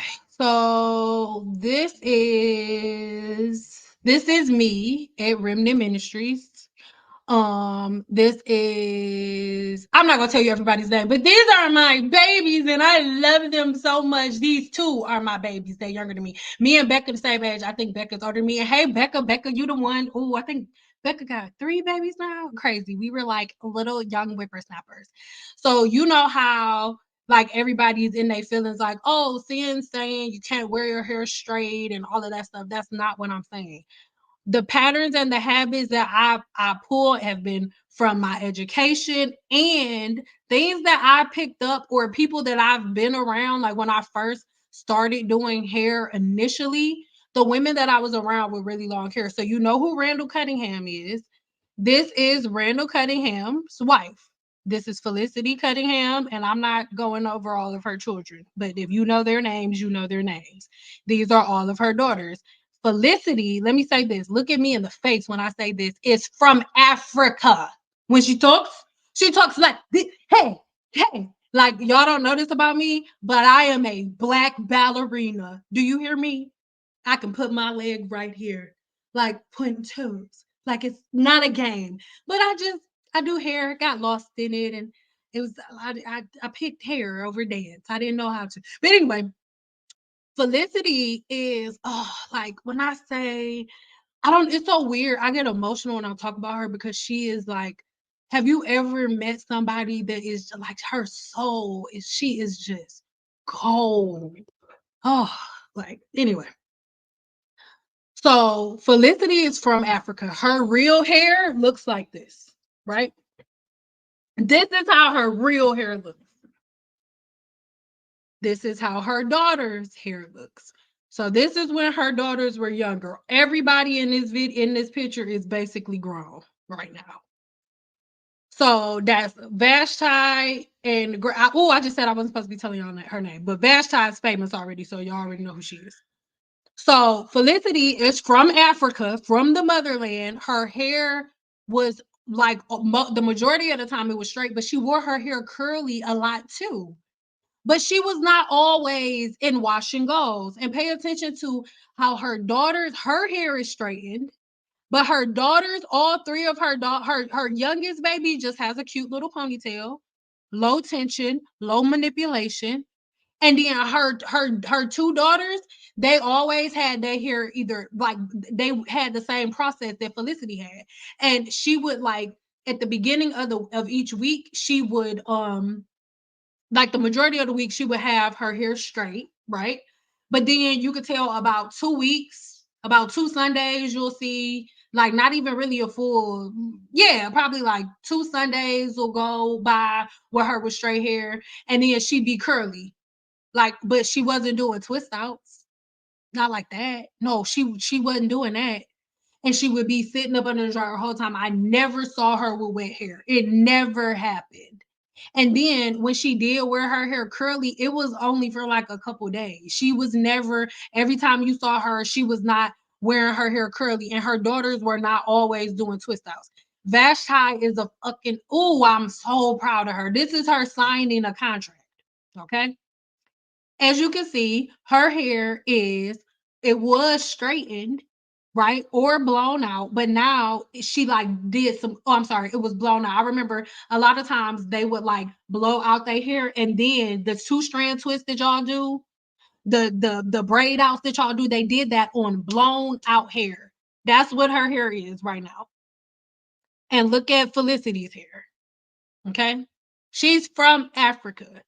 Now, I'm not name dropping, but people gonna be like, oh, just because I was not a regular congregational member. Y'all know when you get married and what, oh, how do it go? Because she the one who brought it up. And she's like, oh, do you have something blue? I mean something borrowed? And I was like, huh? So you need something borrowed, my love, my sweetie. And I was like, what do you mean? And she was like, something old, something new, something borrowed, something blue. Yes. And she would say, she says yes after every yes. You get it. Yes. And I was like, oh, no, I don't have anything borrowed. She said, I have something for you. And the reason she was doing this because remember Gracie from this picture? Gracie's the one in the red. This is Gracie in my wedding. Mhm. She was one of my flower girls. And this is me and my wedding picture with the diamond heart necklace that she gave me that was something borrowed, but it was borrowed. And it was, listen, it was, my neck was cold. It was shivering. Okay. So when I'm making videos, y'all, I'm not like, oh, never curly. Oh, like get a grip, man. Get a grip, bro.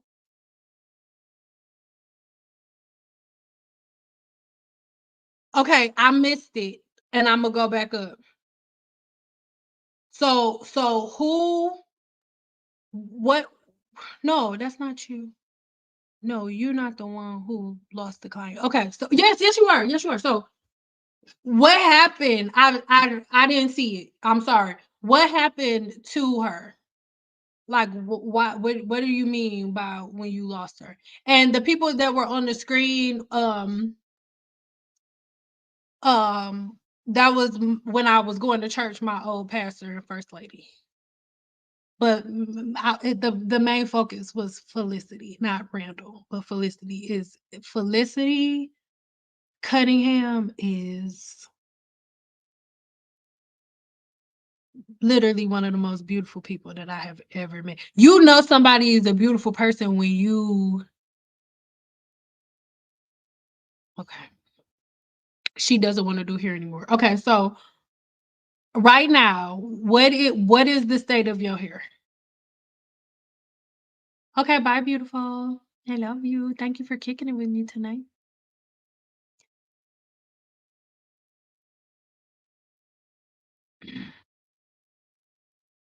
And your hair in the top knot. Is your hair like that right now, or was that?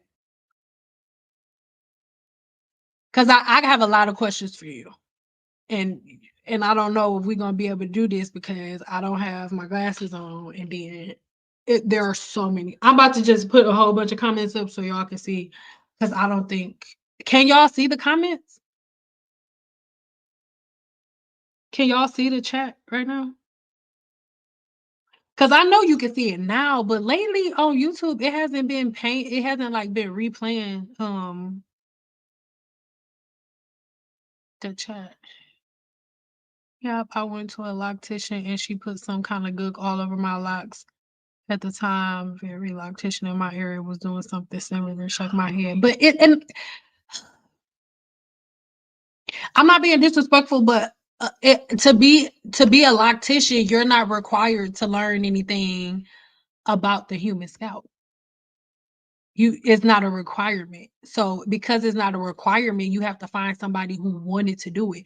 I know locticians who tell their clients not to put any oils or butters in their scalp unless they want their locks to thin out. I know locticians like that, but they don't want me to share their stuff because they don't want the irritating people that's on social media to book them. So I can't tell y'all. My hair gets oily about, oh yeah. Okay. Sin, I'm so proud of you. You are the definitions of standing on business. I love you.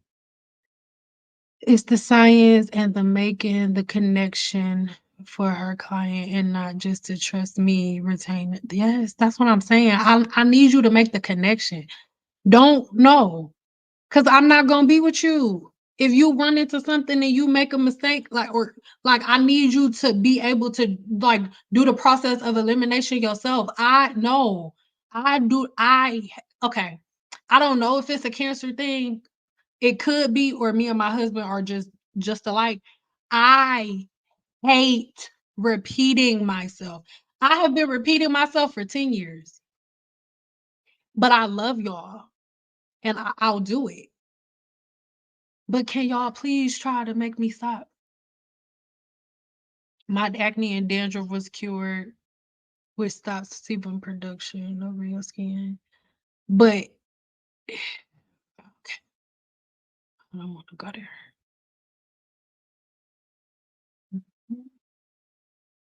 Thank you for the explanation and that breakdown makes a lot of sense.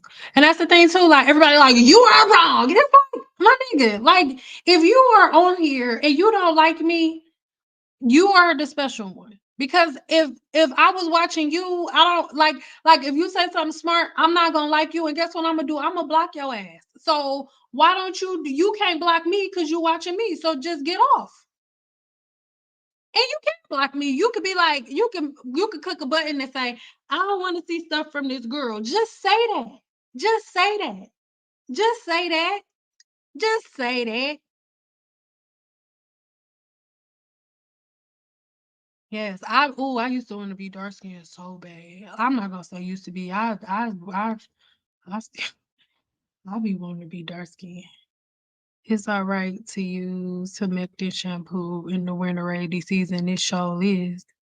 I got a video coming on silicones. I'm more resistant about putting a video out on silicones than I am on locks. I don't have no controversial nothing on locks. I'm just breaking stuff that what I just explained to y'all. I'm just going deeper into that.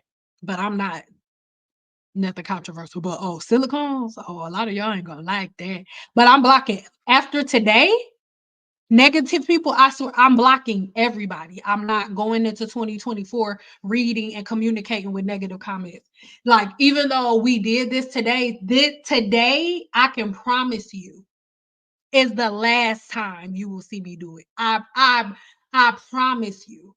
But I'm going to keep making the same type of videos. So those people are going to keep coming. And I'm not gonna have my phone connected to my hip all the time. So sometimes when people like I said come on here, I won't be able to get to it. And when one makes a comment, everybody else gets brave. And then by the time I wake up, it's about 40 people under one post, under one little comment, like, yeah, fuck her, and this is da da da da da. So I need you to be able to connect these dots on your own. So no matter what you see, you know that you know that you know that you know. I want you to know that you know that you know that you know. I'm not trying to change your mind. I'm not trying to make you believe me. I'm giving you science. None of this shit is what I think. Like go search it for yourself. She went all the way off on me about conditioning my hair, got loud and laughed and said that she is not willing to do all of that pulling in different steps it takes to do my hair. And this is the thing. I don't want to be disrespectful. I don't want to be disrespectful. I asked you that for a reason. I asked you that for a reason because I wanted you to say that. Remember the conversation that we had yesterday? Yeah, it was yesterday that we was live for 3 hours. Remember the conversation that we had yesterday about all of the cosmetologists leaving the industry?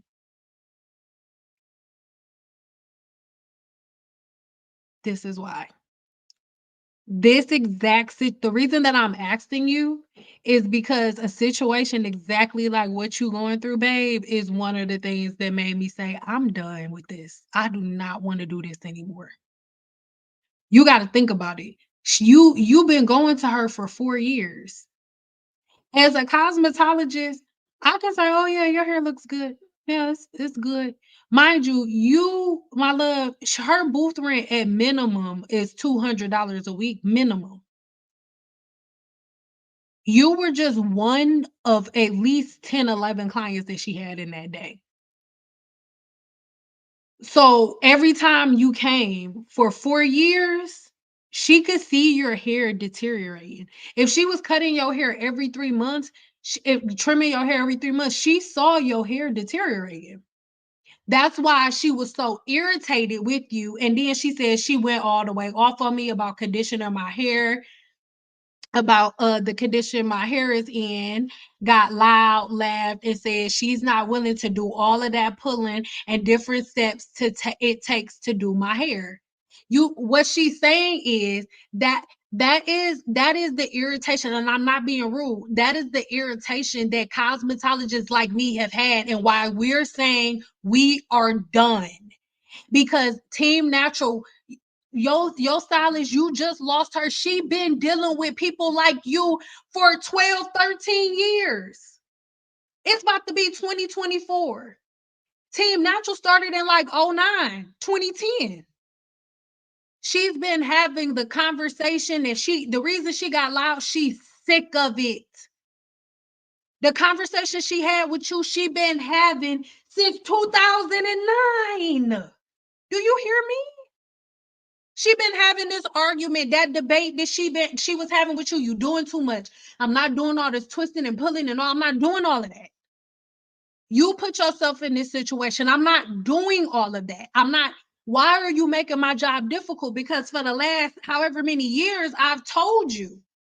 I'm pretty sure she mentioned, because I'm sure you said like at one point you said at least one or two things, and she said, "Don't do that. Try not to do that."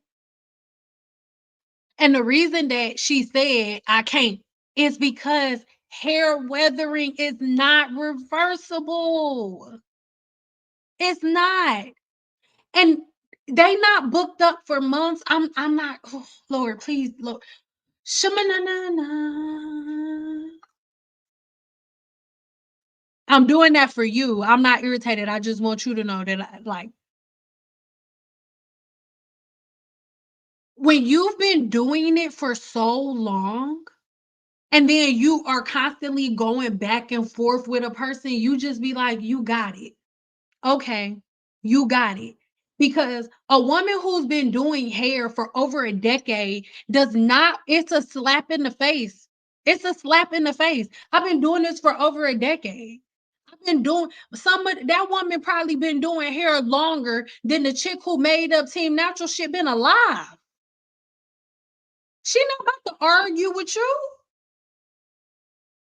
That's literally the situation you talking about is why I left the industry, because you have clients for years and you be like, don't do that. And they be like, but Sam, my hair is growing. I'ma just come to you for my trims, but I'm doing my Team Natural. Do y'all know how much I got that? I'm doing my Team Natural, Sam. I got my natural girl over here. You're who I come to for my when I wear my hair straight and for my trims. I only get trims 3 times a year. And this is my natural hairstylist. And I go to her and she gives me my twist outs. But then every time she would come to me, I would have to even her hair out so her hair would never get long, because her hair would be all of these different lengths. So I would always have to lecture, and she was only coming to me 3 times a year. So every time she sat in my chair, I had to lecture. I hated doing her hair. I hated it. I'm giving you the real. I hated doing her hair. When I saw her, you came 3 times a year. When I saw her name in my schedule, I would be like, oh shit. because I knew I was gonna have to listen to her. Oh my God, are you gonna use that shampoo? Because this is am I relaxer? And I don't do relaxer. I don't do is the flat iron hot? Is it kind of hot because heat? And do you have to use a blow dryer or can you air dry it? Uh, I don't really want that in my hair. Can you use your finger? I don't really like that comb because combs are damaging and brushes are damaging. So I brought my own comb. Can I use that? I was kicking them out. If you were anything like that, most likely she still do hair. She just doesn't do your hair. I'm not being rude. Do y'all know how many girls I blocked and was walking around telling their friend, "Oh, Sam retired from doing hair," and she like, "Sam, I got an appointment in 2 weeks." I will block women. I'm not being disrespectful. I will block women like you while they were sitting in my chair. I would block them while they were sitting in my chair. So, and the reason that I'm saying it like this is because we get so intense about it because once you have hair weathering, once this happens, hold on. Hold on, sugar. Once this happens, that's it. What can she do about this? It's not a rhetorical question. What can a hairstylist do about this? And I know you're not a hairstylist, right? I know. I know. I know. And it's okay. It's not a rhetorical question. I really want because we got the same brain. I mean, we all got the same brain. We both have brains. So what can a hairstylist do to fix this? What can she do to even these ends up? Even though they're already gone, they're already in the trash because they were in your brush. What can a cosmetologist do to fix this? There is nothing we can do but cut it off. And the reason that we are so intense, like, don't do this, don't do that, don't do this, is because once this happens, there is nothing I can do.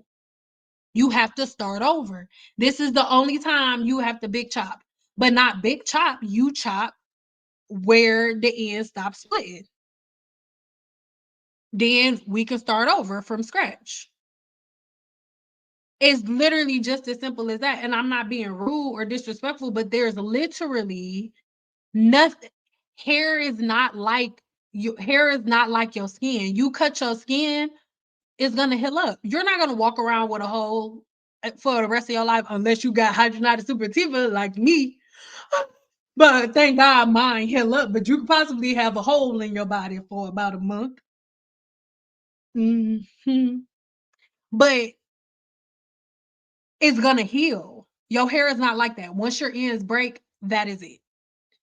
Like when you cut your ends, your hair doesn't grow back this way. It comes out of the follicle and extends its way down to create more length. Not all right.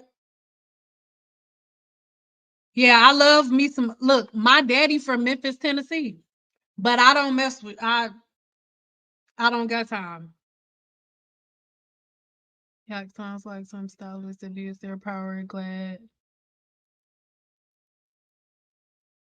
When I learned silicones and sulfates were actually, yeah. Listen, I'm going to like moderators. When I release the video on silicones, I am inducing the right for a couple of my moderators, like you, Mindful Career Woman. Even though you're gone already, I think Mindful Career Woman is gonna have the ability to block people because I need my moderators to block everybody. I'm not arguing with nobody else going into 2024. Do what you want to do. I don't care. Give us the deets on how to make our silk presses last 3 weeks and not revert back, please. There's nothing that I can say from that. I'm not being disrespectful. Well, I can't say I don't got to say I ain't being disrespectful. It's kind of disrespectful for you to ask me that. Only because, girl, I've been doing silk presses for like 17 years.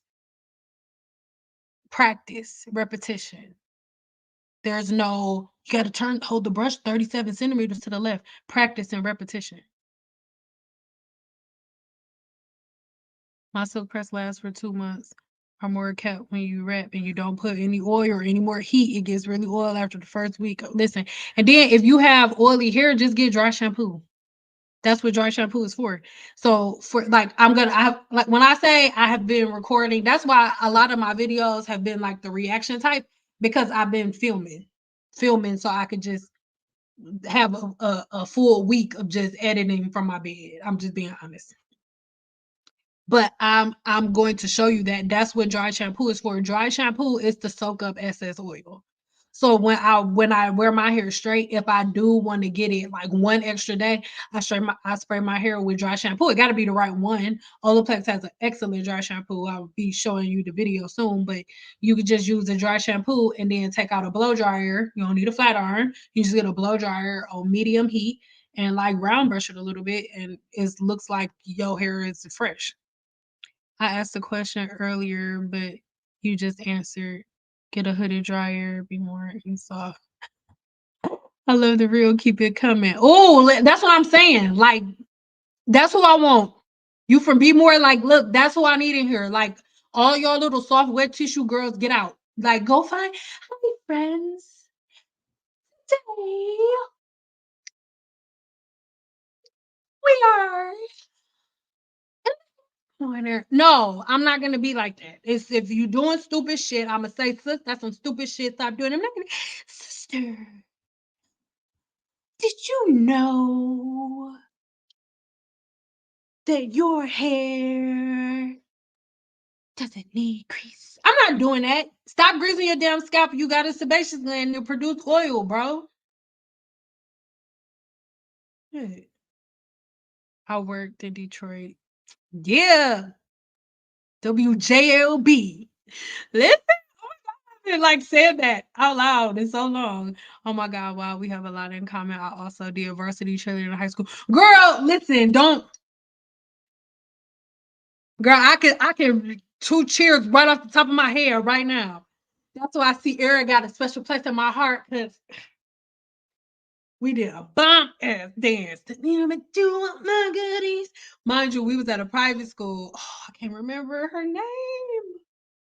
Our principal. Oh no. Damn it, I can't remember her name. But she was in there like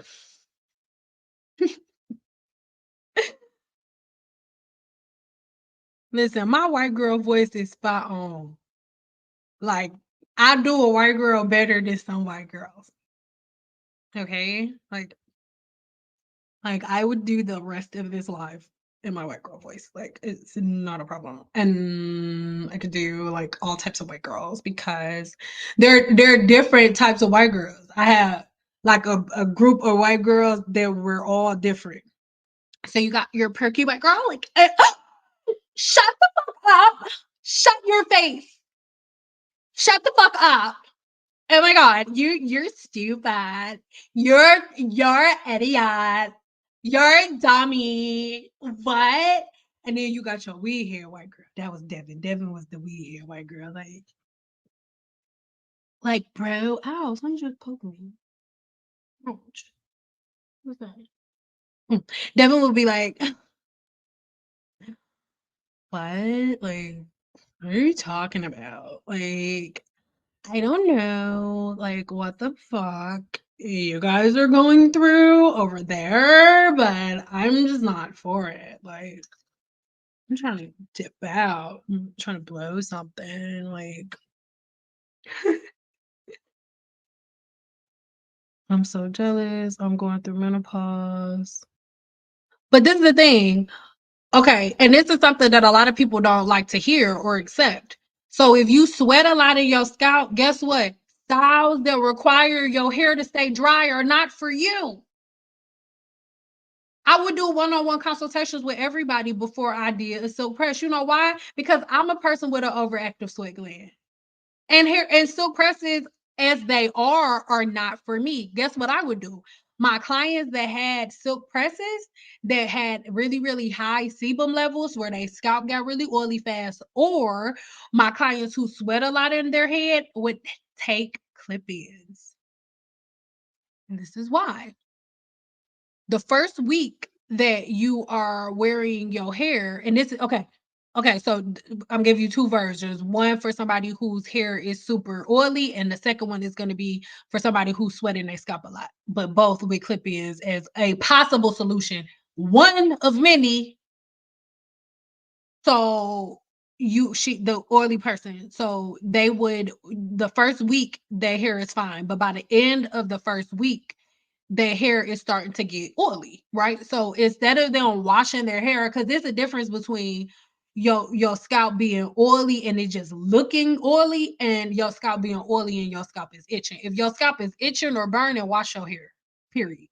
No dry shampoo, wash your hair. But if your hair is just looking stringy because it's super oily, like mine be, then you can either get dry shampoo, but we ain't talking about that. We're talking about clip-ins. You get you some clip-ins that are like this texture. Y'all see it in the video because this is actually like straightened out. But some that are like this texture, like more of like a natural texture that resembles your hair when you sweat. And then what you do, you just put a couple of those clip-ins in for week 2.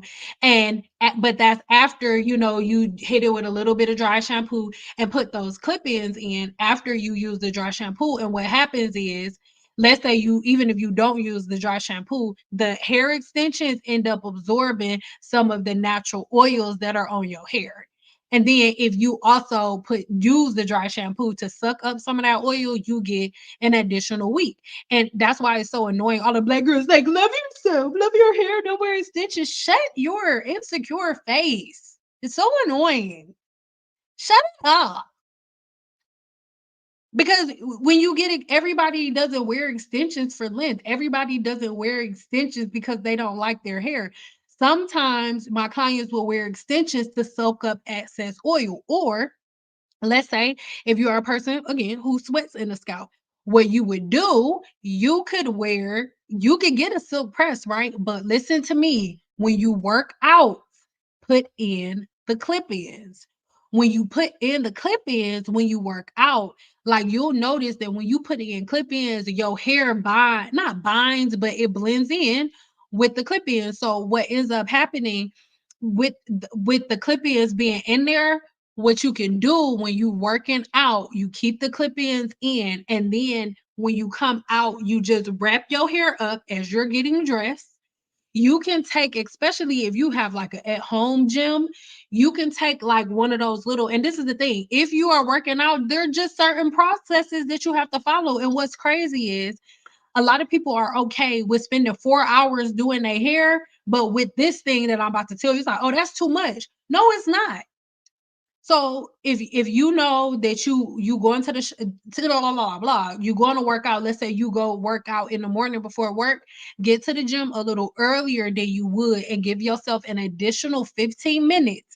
And if you take a shower at the gym, they have little plugs there. You can find a little plug and get a portable head dryer, right? But imagine you got the clip-ins in your head, get the portable dryer, your hair is down. And the reason that I said the clip is, they have bound to your hair. So when you go like this and put a scarf on and then sit up under the dryer, look at the way that it's like stretching it, right? So it's stretching your hair, stretching out those roots that are already wet. And see, Team Natural, they take bits and pieces of what professional cosmetologists do and make it the whole thing. The stretching is something that I used to tell my clients do for years under the dryer, but you can't stretch to reset the bond if the bond was never set in the first place. So if you just walk outside with wet hair, that doesn't work. But if the bond was set in the first place, and you go to the gym, you already put your clip-ins in before you start working out, and then as soon as you get done or while you're working out, your hair is wrapped up. So it never, think about it, it never swells. When just think about anybody that you watch do a pixie cut, right? Or any type of foam. If this is super curly, I put the foam down, but putting the foam and then sitting you up under the dryer is not enough. I need those strips. Those strips create tension. You're creating tension. You're resetting the hydrogen bond. That's it. But you don't need no additional product for that. All right. if you feel like you sweat a whole lot, you could spray a little dry shampoo on your partings or whatever. And then you can put the scarf on, sit up under the dryer. They have hooded dryers that are portable that you can take in your bag with you to the freaking gym. And you can just sit there for a second, like 15 minutes. 15 minutes beats the hell out of the 3 years that y'all spend doing y'all hair regularly. So after those little 15 minutes, when you get up, your bonds are gonna be set. You're gonna take the scarf off and then you're gonna go. It's not complicated at all. Not even a little bit. Love y'all. And y'all be able to watch this later. So true, my cheerleading coach was black and she was so disrespectful to me and my mom. Hmm. Yeah. Like when I cheered, and I love my people. When I cheered at well, no, I can't say that because at the poorest, that was everything. But I refused to cheer at Renaissance. But when I went to games, cheering with black girls is different. Cheer with black girls, you always got to be acting like you about to fight, like you about to scrap. The white girls would be like, "Oh, okay." And even though they would be talking shit too, it's like, "What are you gonna do?" Huh? Ew. It's like, you're not that scary. It was funny. You want some of this?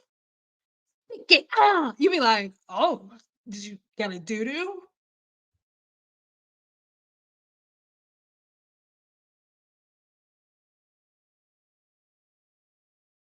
Very loose heat train. Oh, I forgot your question.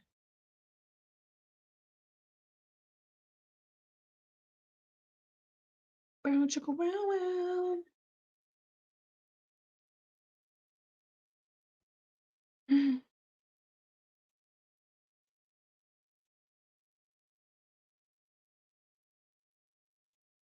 Here for the accents. You love it. You do. That's crazy. I love that shit too. She doesn't want to do my hair anymore. I know. That's see, and God damn it, that's what I was saying.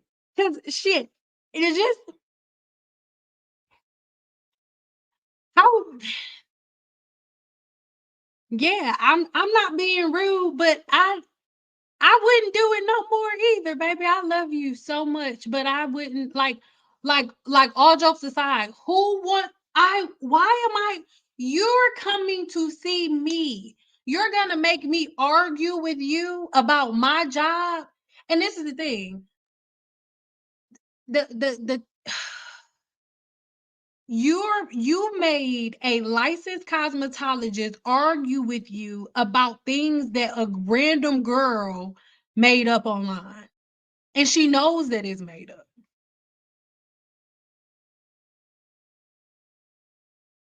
You have to cut it, babe. Then twist. I saw your video and I watched it yesterday. So, okay. The first thing I need you to do, okay, where do you live, first of all? Like what state do you live in? And one of my clients, I ended up telling her to do this just so she can get a trim and get her hair treated. So again, if you are, and I don't think that you are, babe, because Kimberly, you are such a dope ass woman. You are so accountable. Like that, that is like I think accountability is the dopest thing.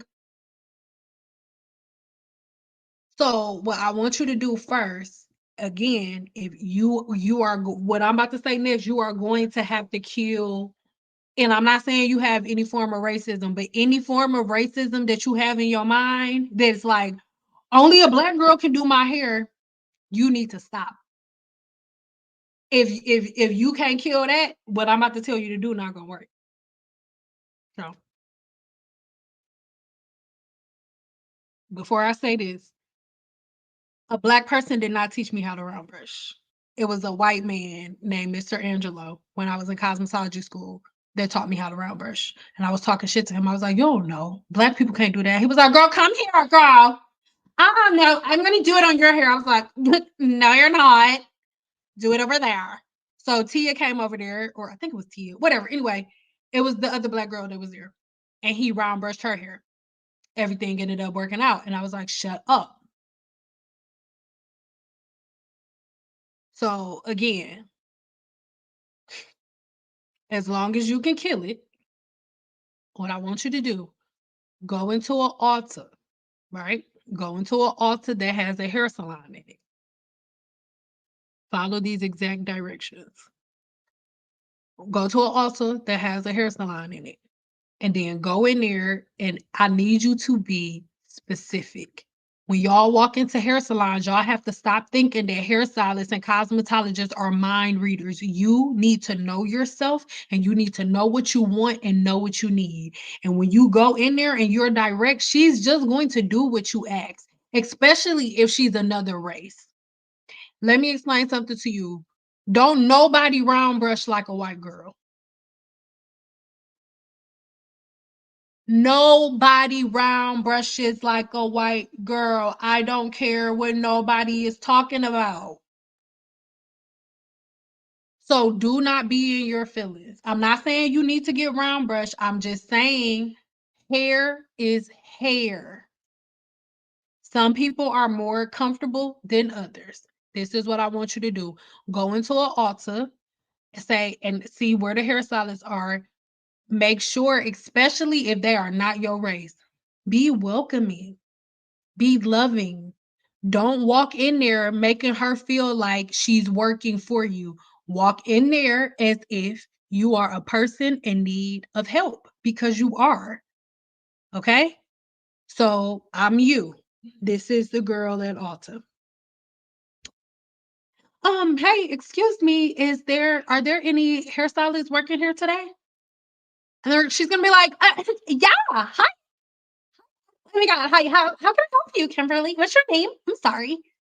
And then you're gonna be like, "Oh, well, my name's Kimberly." I'm like, "Oh my god, like, how can I help you? Like, what's going on? What's the deal? What's going on? Your hair's beautiful. What's going on?" And then you could just be like, "Oh, okay, so I had a couple of practices that led to my hair shaft getting really weak. And I think the bond, listen to me, I think the bonds that are in my hair are really weak. And I think my hair is really, really fragile. It's breaking. It feels mushy. Everything that you described to me, tell her how your hair feels. And say, and I was doing my research, and I think that my bonds are getting weak.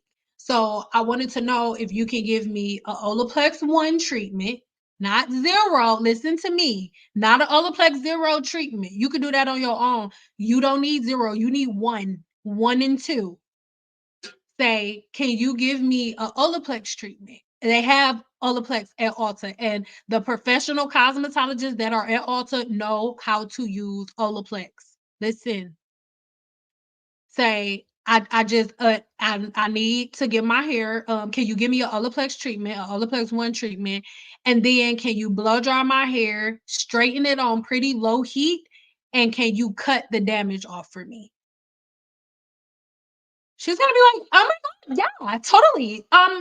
So let me know, like, just do me a favor, and oh my god, this first of all, don't you worry. Okay, don't you worry, because I'm gonna handle this. So what I need you to do, I'm gonna give you this book.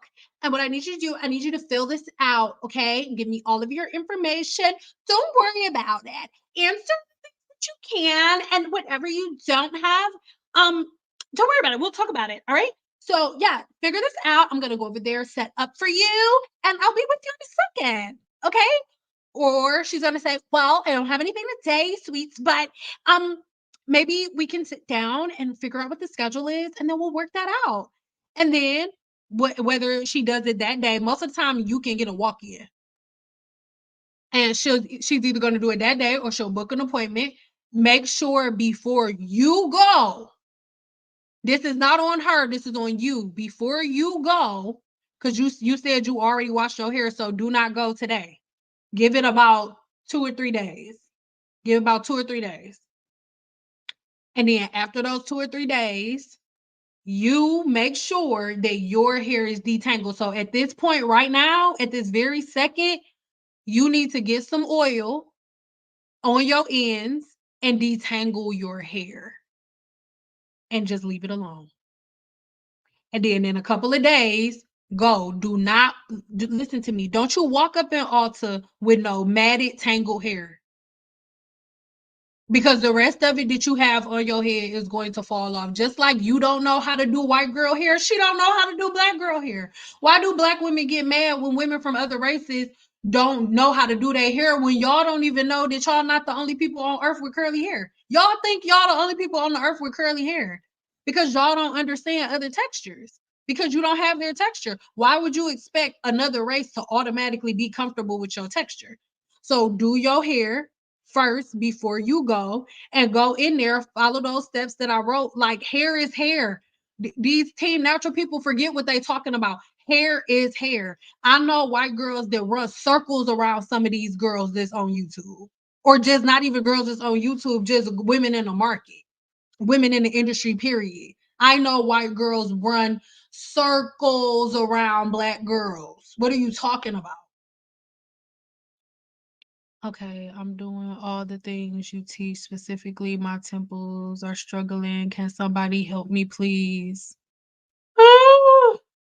So when you say I'm doing all the things you teach, specifically my temples are struggling. When you say you doing all of the stuff that I teach, are you saying that you do all the stuff that I teach you not to do, or are you doing all of the stuff that I tell you to do?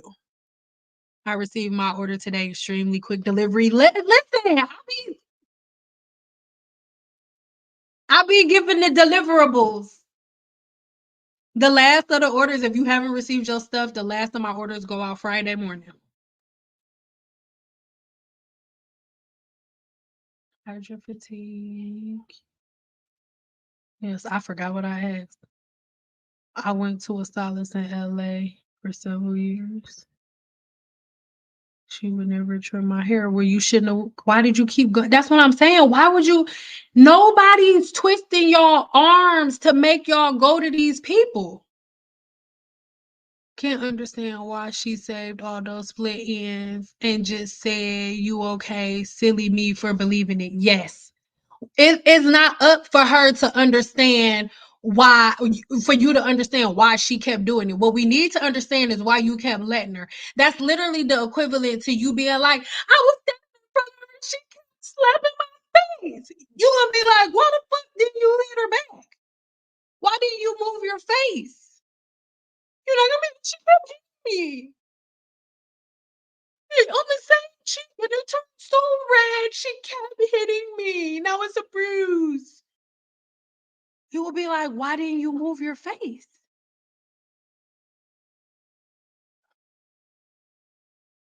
Yes, I was her only curly client. Girl, listen, I'm stressed for her. And I really hope that you not being. Yes, I was her only curly client. I went natural during COVID and she told me to do my own hair and to just come from my girl, girl ain't like you. She did not like you. She ain't like you at all. She did not like you. She ain't like you at all. She was waiting for the day that you came with the bullshit and the day that y'all got into it. She's like,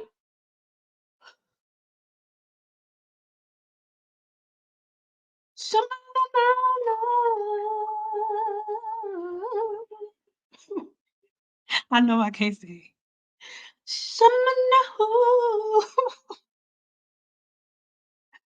Girl, she ain't like you them whole 4 years. She did not like you. Yeah, you was her only curl colleague. She said, go do this stupid shit yourself. You go do this stupid shit yourself, and I'll trim the shit when it's time for your trim. But you go do this dumb shit on your own. I got 10, 11 clients in a day. I'm not fucking sitting here finger coiling I'm not doing all of that. I'm not doing all of that. And let me tell you something. If the next thing that you say is that you brought your own products in any way, shape, or form, guaranteed, when every time you left, the whole shop talked about you. Guaranteed if you say that next. Where are my glasses? Why do I keep taking them off? I want to be young so bad.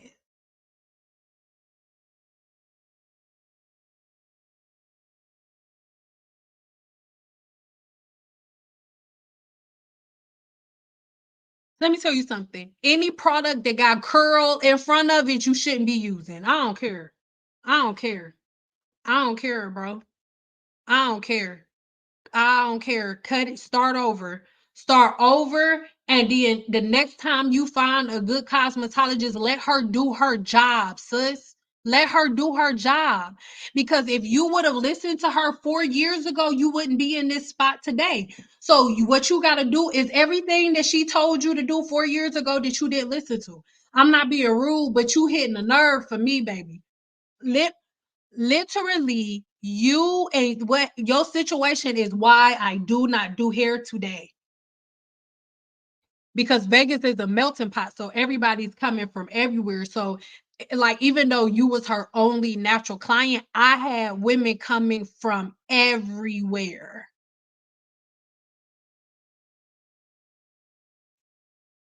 My hair naturally overproduces sebum, and I do think that the illustration that you showed about the inflammation is what I suffer from. Do you have a video on the solution to this? In the 7-day challenge, I have the solution to it, but I don't have a video on it because people on YouTube steal things and make weird things out of it. So I don't put like hardcore solutions on YouTube, but the 7-day challenge has it. There are a lot of people that are in my 7-day challenge who do things and then they see their own sebum production regulating itself because, okay, when I can say this to you, sebum production is triggered, it happens naturally and it happens from stress, right? So, for example, if you stress about anything, right? Even if you just running, you know how like if you work out for a long time and then you go and look in the mirror, you're not just covered in sweat, you covered in oil too. That's sebum from your sebaceous gland. You have sebaceous glands everywhere, and that's where the oil from your scalp is coming from. So if you have an overproduction of sebum, you need to look at your diet and what foods and stuff that you're eating, like slow down on the amount of hormones that you ingesting, because sebum production is induced by stress. Whenever you stress for any reason, right? Any reason, even if it's like good stress, like oh my god, oh my god, just got monkey. Like that's even a form of stress. Like you really excited about something. What happens is it releases a chemical in a hormone in your body called cortisol. And when cortisol it attacks not attacks, but when a hormone is released in your body like nigga turn up. It's some shit going on. We don't know what's going on, but she needs some oil. I don't understand why. I don't understand why the solution to a problem for my body is oil. I don't know. I'm just telling you that that's what happens. So if you look at some of your stressors that could be causing it in the first place, then that could really help. So look into that. Just just start looking up what fruits and vegetables you can eat to regulate your sebum production. You don't want to take things that are going to decrease your sebum production. You don't want to decrease it. You want it to be regulated. And when you say you want it to be regulated, you just say I want it to be a normal sebum production, and whatever in my body is causing the imbalance, I need that to be fixed.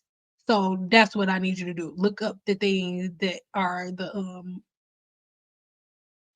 great idea. Humectants are silicones. Just let I'm gonna get to humectants and silicones in a couple days. I have some old school or silk. It was banned. Ingredients. Only thing I kept my silk press longer. I'm gonna break it down. No problem. Yes, indeed. Filling in here. Had to be tough as well. That's what I'm saying. I just don't understand the soft bone. Like that's why when people I remember in the rice water video where people be like, Oh, they was dragging her in the right. Like, nigga, I ain't never been dragged in my life. And not a damn near one of y'all would say none of that shit to me in person. Never. Ever. Even when people used to book me one-on-one, never. Never. They would get in person and be like, I don't really mean it like that. All I was saying, it's only one person who ever did that, and her name was Ariel, and she was about 6'7". I was still going. I've been short my whole life, but still. With OLAPLEX, which number is considered a leave-in and which number is used for a flat iron? You got to read the directions. It's very, very, very, yeah. And I got a video on OLAPLEX, so yeah. Yeah, there's a full live video where I break down every number. So go watch that video, sis, because OLAPLEX got a bunch of products. We need a whole. I can't answer that question right now. Callie here, we tough. Thank you. Menopause is no joke with a silk press. My stylist suggested clip-ins. See? See? I'm just reading that. I'm not making it up. Like, hairstylists, we all know the same science. Our techniques are different. Like, there are stylists who don't ever use a round brush, and there's nothing wrong with that. That's her technique. A round brush is my technique. Every hairstylist don't have to use a round brush. There are women who get just as good of an effect with a paddle brush or a denim brush as I do with a round brush. Round brush is just my tool, but we're following the same science. We're both setting the hydrogen bond and taking the hair from alpha keratin to beta keratin until the hydrogen bond is broken again with water. But the tools that we use to get the job done are different. Hmm. I purchased a bamboo paddle brush. And wow, it feels so good on the scalp. See? See? Because it feels like a massage because it is a massage. And that's what you're supposed to do. Great information, Stan. Thank you. Have a blessed night. You too, boo.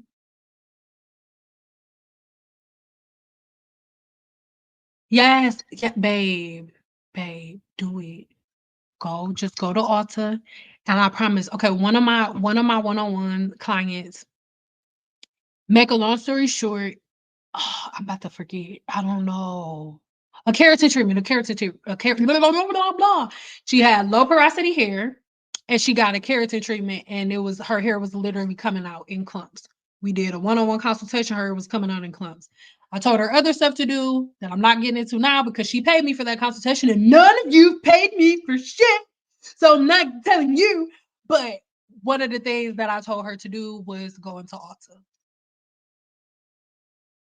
And her hair is amazing now. Hair is hair. Like that's why I get so irritated when people are like, "Oh, it's for black girls. They don't have any stuff for black girls." It's so dumb. And look, when you go to see her, I feel like this is gonna be an amazing experience for you. Like everything all together because wisdom, you only gain wisdom and understanding through experience. And most of our greatest lessons are learned when we fuck up. Right? So it's great because not only did you make this mistake and you're about to go fix it, you now have a different perception of who can do your hair. Because my client that ended up going to the girl at Ulta, she goes to the girl now. Whenever she's here, whenever she's in town, well, not here, whenever where the state that they in. I want to say she's from New York. That's what I'm saying. Like she was a client from New York. She was like, "Sin, I don't care. You talk. Like, talk your shit." I was like, so she ended up going, and now that is her hairstylist. When it's time for her to get a trim and a blowout, that's who she goes to. The girl at Ulta. She goes right to Ulta. And a white girl does her hair. It's not a big deal. And she got mop now. Her hair is double the length that it was. Well, not double, almost. Almost. She's got back all the hair that she's lost. Her hair is thicker than it was. Hair is hair, bro. My hairstylist says that my hair isn't thick like it used to be. Could it be from washing it too much with shampoos every week? No. Like, this is the thing. I'm not being rude, but I want y'all to turn into y'all own gurus and y'all own scientists. If shampoo made you bald, people who wash their hair every day wouldn't have hair to their ass. Make it make sense. Because if shampoo made your hair fall out, then the people who wash their hair every day, why do they have hair? I'm not being a smart ass. I need you to, these are the questions that I need y'all to ask yourself. Every time somebody says something as a definite fact to you, question it and act. And if you can't answer the question, don't do it until you can answer the question.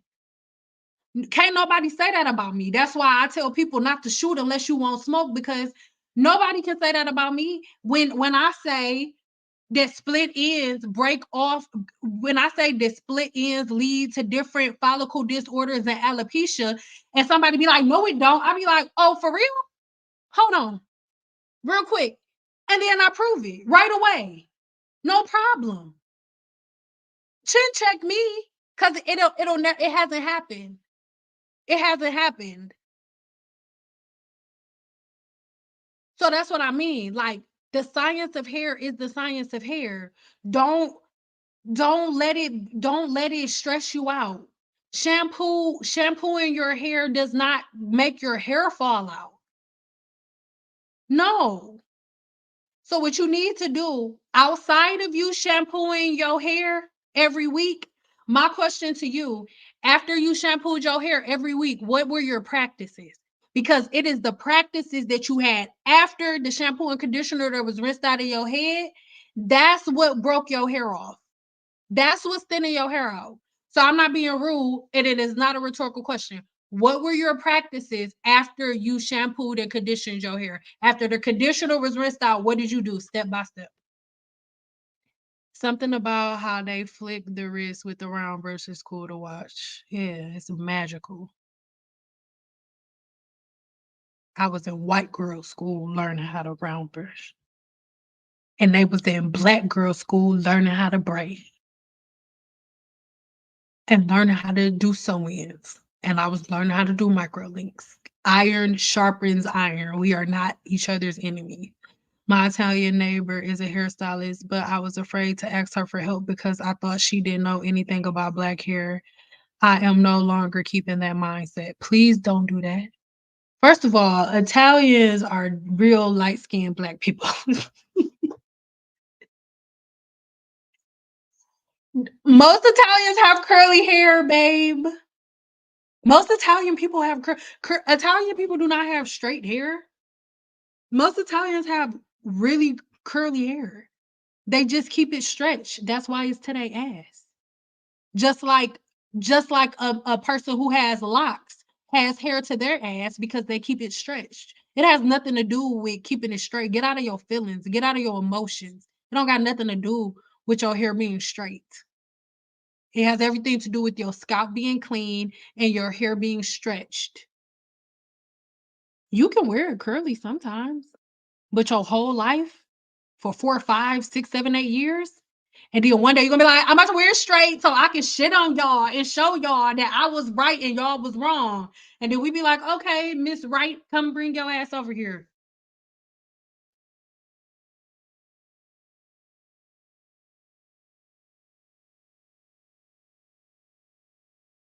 A lady from Iran used to do the greatest round brush. And you know why they round brush so good? Because the key to a round brush is repetition.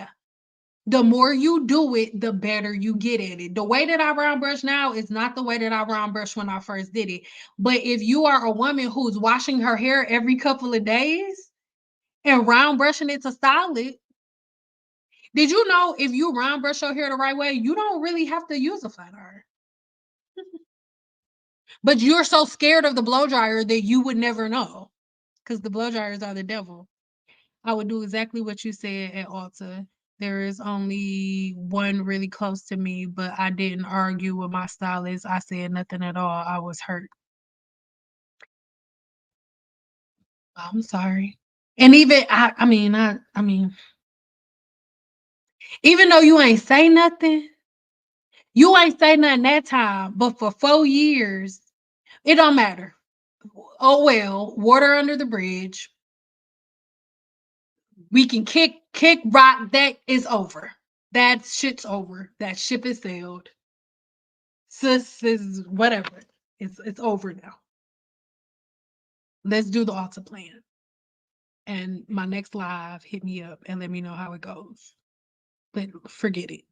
We don't have to talk about it anymore. It's over now. You got your new plan. Let's just not let it happen again. And I'm pretty sure she could have handled it in a different way. Black people don't even know how to do black people here. We're just now learning techniques that are good for a girl. Listen, all the stuff you teach us to do that. Okay, so how long have you had your locks? And babe, were you in here when I was talking about locks and the weight of them and things of that nature? Because if you're doing everything that I told you to do and you're not blocking your follicle and stuff like that, babe, it's just the weight. Like, because you're losing 55 to 100 strands a day and you're holding on to every one. So every day your locks get heavier. I thank her and paid double. She was my stylist for 15 years. That's weird though. I don't know. I'm sorry, because that made me sad. 15 years is a long time. I'm sorry. That's like my client Tori. That made me sad. Because I love Tori so much. What I follow, the only things I use on my temples. This topic to fill in my temples. But what were you using? What were you using before your hair started thinning? So what I need you to do, you're probably gonna have to book a consult with me, babe, because I'm not gonna be able to get to the bottom of your stuff right here. I'm not. I was stupid for real. No, you were not stupid. You just didn't have. You just didn't have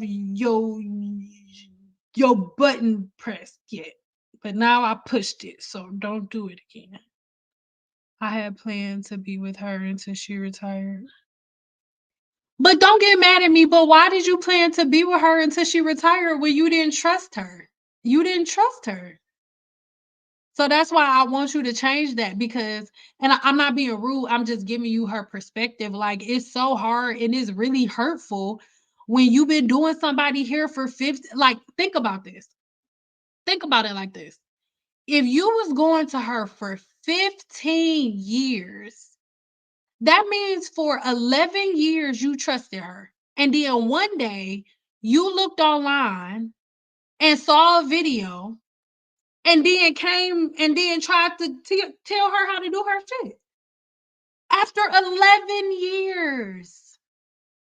That's crazy, babe. So again, that's why I want to throw it as water under the bridge. But the only reason I bring it back up is because I want you to think about it so you won't make that mistake again. And I'm not defending her, and I'm sure if she was rude to you, it's a way that she could have went about it. But how would you feel if you've been responsible for somebody's hair for 11 years and then they go on YouTube and you gotta keep in mind if you was her only natural client, you were her only natural client because she don't like that team natural shit. You was going to her and then you started doing it. If you were doing that before you started going to her, you would have never been her client. So, like, and that goes for everybody. Like, that's what I mean. Like, yeah, she probably could have handled it in a different way. But if somebody been doing your hair for 11 years, like my nigga, Cardi B and her husband's about to break up after 6 years, even though they not about to. She did that for a record. But even though like they people don't even make it a year in a relationship. I know people married for 3 years and get a divorce with 2 kids. You was with that woman as a hairstylist longer than most people relationship lasts, and all it took was for you to watch a video by girls who don't know what the hell they talking about, and you was like, girl, fuck you in these last 11 years. So that's where the aggression and the attitude came from, and she stuck with it for 4 years. So that's the only thing. I just want I'm not and this honestly, to be honest, this part not even to you. Like there's so many cosmetologists that are retiring and quitting doing hair for this exact situation. So y'all, let's just any non-comedogenic oil. So like my favorite is hemp seed, and then my second favorite is walnut. And then but the most inexpensive one is almond oil. But remember, when you detangle, mid shaft to ends. So let's say this is your hair shaft. This would be mid shaft. Mid shaft means hair shaft midway through. Mid shaft is what that means. So mid shaft to ends. So the oil is going here for you to detangle, and then you move it up and then comb down, starting at your ends and moving up to your roots. It's that simple. When I was 13, I used to get my hair done at the salon where the white guys were awesome on a round brush. This was when wraps and doobies were all the rage. Used to roller set them and then he'd do the round brush. Like there's nothing new. Shalissa.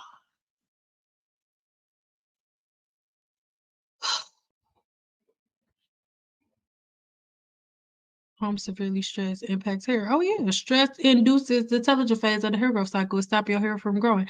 I completely understand. I know I was damaging my hair. Thank you for the instructions. I will follow them. Thank you so much. It's my pleasure, babe. I love you, and it's okay. But don't make it complicated. Hair is very easy. That's why she made that statement. Like, I'm not doing all that shit because it's irritating. Like, hair is not that complicated. Can you make a video suggestion on how natural athletes can care for their hair and the scalp? I sure can. Or flat twist a good protective style if you dry your hair first. Blow dry your hair and then do flat twist. That's why I brought up Felicity, because Felicity and her daughters do flat twist all the time. And the only reason I'm bringing her up is because people are like, our ancestors, Felicity's from Africa with hair as long as this wig. So shut your face. Thank you for the live and all the information. It's my pleasure, beautiful. Wisdom is great, but only beneficial when shared. You better say that. Put in leave-in conditioner and twist. Oh, okay, there we go. Put in leave-in conditioner and twist or plait it and let it air dry. Listen, like I love y'all so much. It's like I'm not being rude. I'm a broken record. Wash it. That's a wash and go and a twist out. That is what, listen, exactly what you did, exactly how you styled your hair is how she styled hers to get like this. And she thought her hair was long. This is how it started. This is how her hair started. This is before she went natural at the top. This is how her hair looked and how long it was. And she was like, yes, I'm about to go get a trim. And this is what it looked like after it was trimmed. Let me move this word out the way so y'all can see that that's hair below those words, but it's paper thin. Look, hair is going all the way past where the hairstylist's name is at the bottom. There's hair all the way past this word that's telling you who this hairstyle is, who this hairstylist is. That's what you see when you stretch your hair. Curly hair swells when it is wet. So this is not swollen hair that you're looking at. This is stretched hair. This is stretched hair. This is swollen hair. This is swollen hair. Something swollen and then something stretched. So right now, my hand is not swollen. Right now, this is how my hand looks normally. But if it was swollen, it would be big. When your hair is curly and wet, your hair is swollen. When it is stretched, it is no longer swollen and you can see the true length. So the reason that I brought that up is because when I just asked you what you do, right? Everything that you said is Team Natural. You put in a leave-in conditioner and you twist it. All of my videos that people are mad about is saying that I can't stand twist outs and wash and goes. I put leave-in conditioner and twist it out in a plait and let it air dry. That is a wash, put in conditioner, put twist in and go. Wash and go. I love y'all. I don't know what else to say. I can't keep saying the same thing over and over again. Check my Amazon store. I really don't have a round brush is a round brush. I don't. That's like Team Natural stuff. Team Natural, they have a brand for a link that's in the description box that you can purchase from. So they got a favorite one to tell you. I don't have a favorite one. A round brush is a round brush. So just get a round brush. Go watch her videos. All the oils she mentioned for detangling hair. I love you. Thank you. I wash and blow dry my hair literally to practice blow drying my hair. What's the best brush for that? And are you supposed to have your hair in a brush? Are you supposed to have hair in the brush when blow drying? No. All of the last 4 videos that I posted of me round brushing, when you and now you can zoom in on YouTube. Zoom in to my round brush. You're not going to see one freaking drop of hair in my round brush. Not one. Not one. So you're not gonna tell me I'm doing something wrong when you detangle your hair, you got a brush full of hair, but I'm round brushing and twisting and turning, and I don't got a drop of it in my brush. Not a drop. You don't gotta take my word for it. Go look at my video. Zoom in on my round brush. You don't see no hair in my round brush. Whole head from beginning to end, you don't see a drop of hair. I would spray my round brushes down with disinfectant every time a client left, but I never had to clean hair out. Ever. Ever. It's a fact.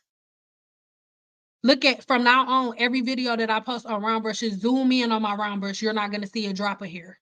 Guaranteed. Do sew-ins and U-parts ruin your hair? They show don't. I got one in right now.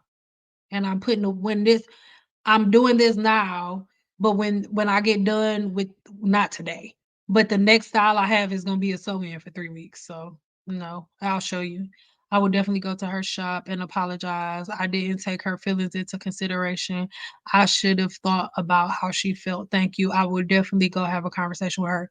You just you can't see, but my eyes just got glossy. You gonna fuck around and get her back.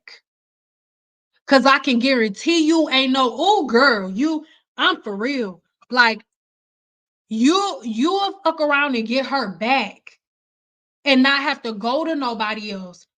She don't like you've been her client for 11 years, girl. She love you. 11 years? 11 years before you went Team Natural? She love you, girl. You hurt her feelings. If you go back there and apologize to her and say, I'm sorry, and have some accountability and say, like, I don't know, like, I just got carried away looking at Team Natural stuff, and I should have thought, like, it was just dumb, and I'm sorry, like, you was there for me for 12 years. Like, however you feel about her, like, say it, I'm so sorry, like, I didn't take your feelings into consideration. I'm so sorry, like, I really didn't mean it like that, and I know that you already got a lot on your plate.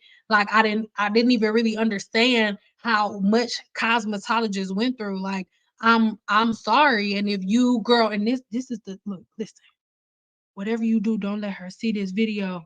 And well, you can let her see it after she do your hair again, but you can't let her see it before then because then she gonna know.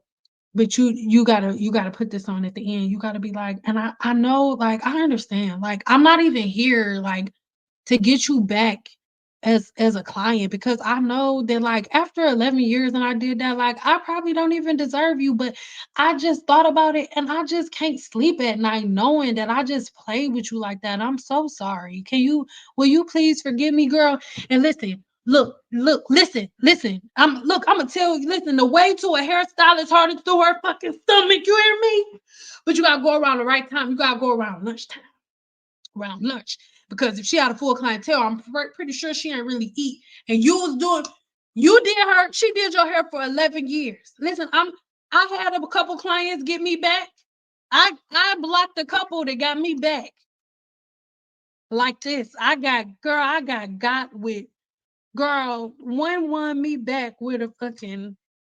It was a skinny facts right next door to the shop that to the solar salons that I was working in. It's called Skinny Facts. And they had this portobello mushroom burger that I was talking about all the time. I blocked her ass. She was getting on my fucking nerves. She came in there, hey, Sin. And like when I first saw her walking down the hallway, I was looking like the fuck, like, but not like this. Like I'm professional. I worked around all white girls. I couldn't be like ghetto, you know. So I was just like, she was like, I'm sorry, Sin. I was dumb. Here, I got you 2 of them because I know you're gonna be here all day. So like this could be for your lunch, and then like later, like maybe your midnight snack. Cause I know you be all my clients knew I smoked weed. So they was like, I know you be getting the munchies at night. So you can have the other burger for when you eat. And I was like, you can't just treat me any type of way. It was Ariel. I'm not the other Ariel that I don't like the other one. You can't just treat me any type of way, Ariel, and then come and bring me food and think you just go sit back in my chair. And I swear to God, one day I'm gonna try to find her number and hit her up. Swear to God, she went like this. She was like, this is the box that the burger was in. I'm no, you can't just.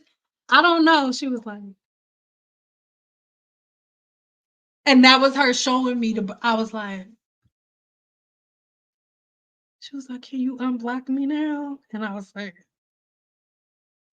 you better stop talking shit to me, Ariel.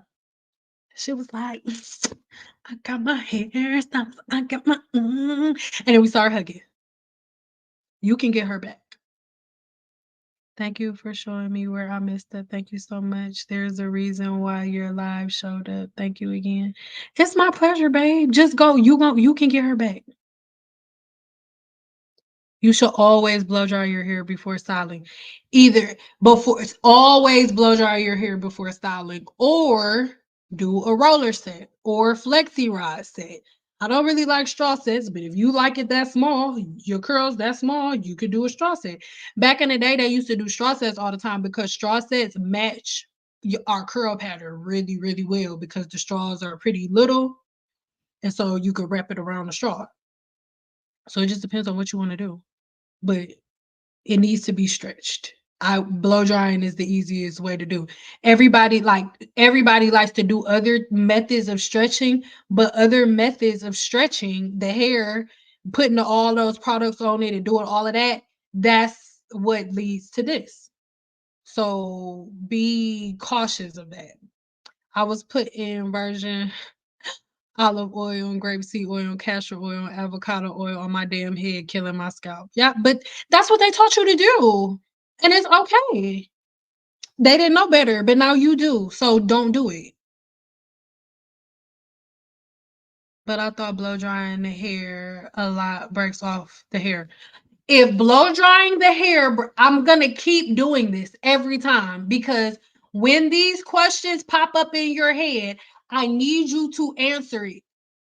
When these team natural questions pop up, if blow dryers break off hair, why do girls who blow dry their hair every other day have hair to their ass? If blow dryers break your hair off, and it's not a rhetorical question. I need you to answer that question. And if you cannot answer it, it should not be a belief that you hold. Gain control over your minds. Y'all do not have control over your minds. The girls that y'all watch on YouTube have control over your minds. That's why I talk the way that I talk because I'm not trying to control your mind. I want you to be back in control. I want you to look at stuff like this as a dumb question. That's how I want you to look. I want you to look at this like a stupid question. I'm not calling you stupid, but I want you to look at this as a stupid, dumb statement. If blow dryers break off hair, because we've already went over the difference between curly hair and straight hair. We've already went over the difference. So let's go to the straightest hair. The straightest hair, or not, no, not even the straightest hair. One of my friends, she washes and blow dries her hair every 2 days before she go to work. To this day. And she's been doing that since she started doing her own hair. When her mama was doing her mama blow dry her hair every 2 days. Today, her hair is to her ass. If blow drying the hair is damaging and it breaks the hair off, why does a woman who blow dries her hair every 2 days from age 11 to age 37, why is her hair not broken off if blow dryers break off your hair? It is not a rhetorical question. If you not you, if statements are made like this, I need y'all to ask the right questions. Stop taking everything as face value. If blow dryers break off hair, why do women who blow dry their hair every day not have hair? I mean, why do they have long hair? Make it make sense. You know why? They not scared of silicones like y'all. They not at all. Not at all. But Team Natural told y'all, listen to me. When I say y'all have been, I was about to say something vulgar. Mm. When I say y'all been flipped and fiddled, that's the cleanest. Y'all been flipped and fiddled with no lube. You hear me? Flipped and fiddled with no lube. You understand? Because they told y'all that all of the things that protect y'all hair is bad, and then told y'all to put a bunch of shit on it.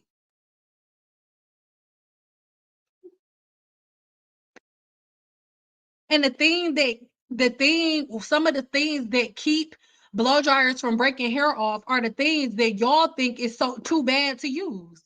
Y'all think all products is bad and y'all put oil on everything and then wonder why y'all hair breaks off. Y'all hair breaks off because oil is not supposed to be on your hair when you flat iron it. What happens when if you put the coconut oil that you put in your hair, right? Listen, the same coconut oil that you put in your hair, if you turn your stove up to 350 degrees and you heat up a pot to 350 degrees and you put some coconut oil in it, leave it in there for 5 minutes, it's going to start sizzling. And you can cook food in a pot at 350 degrees with coconut oil in it. So if we can both agree, if we can all agree today that if you put the same coconut oil that you put in your hair in a pot and heat that pot up to 350 degrees, that that oil will start to sizzle and you can cook whatever is in that pot. You can take raw meat, raw chicken, and put it in a pot that's 350 degrees, and you can put coconut oil in there and cook chicken. So I'm gonna ask you this question. If we can all agree, because we can all agree that you can cook chicken on 300 at 350 degrees, or let's not even do 350, let's do 400.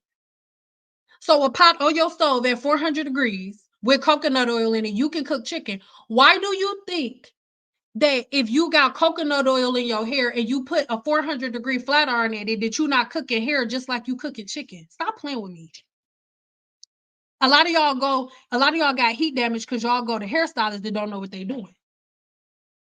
A lot of y'all got heat damage because y'all go to hairstylists that do hair with oil. Make it make sense. If you can cook, I cook food with coconut oil on my stove at 400 degrees. It's not a different coconut oil, it's not a different heat. Make it make sense. That's why when people be, oh, we can't use oil, be quiet. I am blocking all of y'all. I'm not tolerating stupid shit, and I'm not arguing back and forth with dummies. I'm not doing that. That makes me a dummy. My dad used to tell me you cannot have a logical conversation with an illogical person. I am not about to keep having logical conversations with illogical people. I'm not doing it. This is dumb. These conversations that we are having are stupid. Not you, but just that thought process. If you put coconut oil in a pan that is heated to 450 degrees, the oil is going to boil. So why do you think that if coconut oil is been put in your hair, not to mention coconut oil is protein seeking. They told y'all to put coconut oil in your hair to lock in moisture, right? But the person that you was listening to was a dummy. And I'm calling them a dummy because to me, a dummy is somebody who lets words come out of their mouth without knowing pros and cons and long term and speak those as facts. That's a dummy. So you listen to somebody that tells you, okay, yeah, coconut oil is protein seeking. So it'll help lock in moisture. But nobody asked the question is, what does that mean? Why? What about coconut oil makes it protein seeking? But guess what? When you write that down and you ask that question, it will tell you that the reason that coconut oil will help retain moisture is because coconut oil is protein seeking. And when coconut oil finds the protein, which your hair shaft is made of a protein called keratin. Coconut oil is protein seeking. So the reason that coconut oil works is at moisture retention is because coconut oil is protein seeking. So you put it on your hair and it starts to seek the protein that is your hair. And the coconut oil binds to the cortex of the hair shaft. And in its binding to the cortex of the hair shaft, it encases the water that is in there. That is why if you have coconut oil on your hair and then you go to see a cosmetologist, she's going to be irritated as shit because she's going to have to wash your hair a million times to get the coconut oil out. And most likely she won't be able to get it out. You know why? Because when I am shampooing your hair, depending on what shampoo I'm using, I'm only dealing with the cuticle. But coconut oil goes deep within the cortex to bind to the protein that is your hair. So you can't get it out with shampoo. Yeah.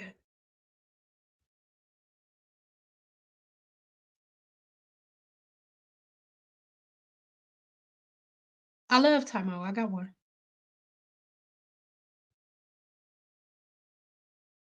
You're welcome, babe. I went past somebody. I relax my hair. How do I prevent breakage during wash days and detangling? Your hair should never be tangled. Tangled hair is not normal. That's not something that should happen.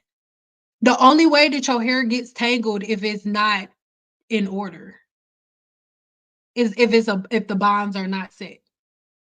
Or if you got a whack weave in your head and the bundles is just trash. But you need to change whatever patterns that you have need to change. Something that you doing is making your hair break off. I'm saying putting you up. Okay. I'm just saying. I had my hair in my brush when I was blow drying. What do you think I did wrong? I didn't use a round brush. I detangled with oil before I shampoo. Maybe I need to do smaller sections. It ain't no maybe. You have to do smaller sections. You don't know what you're doing. I don't mean it in a disrespectful way. When I first started doing silk presses, I didn't know what I was doing, so I had to do smaller sections. Oh my God, I got dumped by a stylist after a no-show, and I begged her on text to take me back. Now, that's different. Now, a no-show can kiss my ass. I'm not being rude. Not you don't have to kiss my ass, but a no-show can kiss my right and left booty cheek. Not you, but a no-show kiss right cheek and left cheek on two different, like one right cheek at one moment, left cheek at the other. And I'm not being rude. And this is why. There was a time in my career where, for example, booth rent is due on Saturday night. Yeah, on Saturday night. Sunday. By Sunday. Booth rent is due by Sunday. Depending on what type of shop you at. They don't give a shit, especially listen, if you at studio salons or solo salons, like if you inside of a regular salon and you got a relationship with the owner, you could probably be like, can I have like another day or another 2 days or something on my client's cancel? But baby, if you at a studio salon, they don't give a shit. The girl, they don't give a damn. If come Sunday, you do not have your booth rent, they are putting your ass out. You will be out by Tuesday or Wednesday. Do you hear me? So if you let's say it's been a hard week, right? Let's say it's been a hard week or it's been slow. The way that you structure stuff, like I pay my booth rent $360 a week, or another place it was $285 a week. So if mind you, I'm not just doing hair to pay booth rent. I got a light bill, I got a phone bill, I got rent, I got kids. So the money that my clients are giving me, out of that money that my clients are giving me, I'm paying all of my bills and I got to pay this $360 booth rent every week. So let's say you a sew-in or something and you $350. At the beginning of the day, I'm looking at my books and I'm panicking a little bit like, oh shit, like this was a slow week. I got $150 left. But this client right here is going to be $250. I barely got enough gas. I barely got enough gas. This situation happened before. I barely got enough gas to make it back home because a lot of times I went to work to make the money to get the gas money to buy stuff for home. So I'm like, okay, I gotta pay booth rent at the end of the week, but this client is gonna be a sew-in and it's gonna be $200. I only got 150, but I gotta pay let's do the 280. I gotta pay $280 in booth rent. So I only got 150 though out of that booth rent. So after this 150, I mean, out of this 280, gotta come this 150. But this client is coming, and this client gonna be 250, so that's gonna be good. I got enough money to pay booth rent, make it back home, and then figure out what I'm gonna do come Monday. But if you don't come, mind you, if she got you on the book, she think you coming. She already got everything set up. She got everything planned. So she like stressing out, but she like, God, I know that everything is gonna be okay because this last client is coming and she's setting everything up and she keeping herself from not breaking down, from not stressing out. I'm about to cry because I have been here multiple times. It wasn't like that at the end of my career because by the end of my career, I was booked for months in advance, and then you sitting there and whether I have a husband or not, I don't want to I don't want to keep taking all of this money out of my house.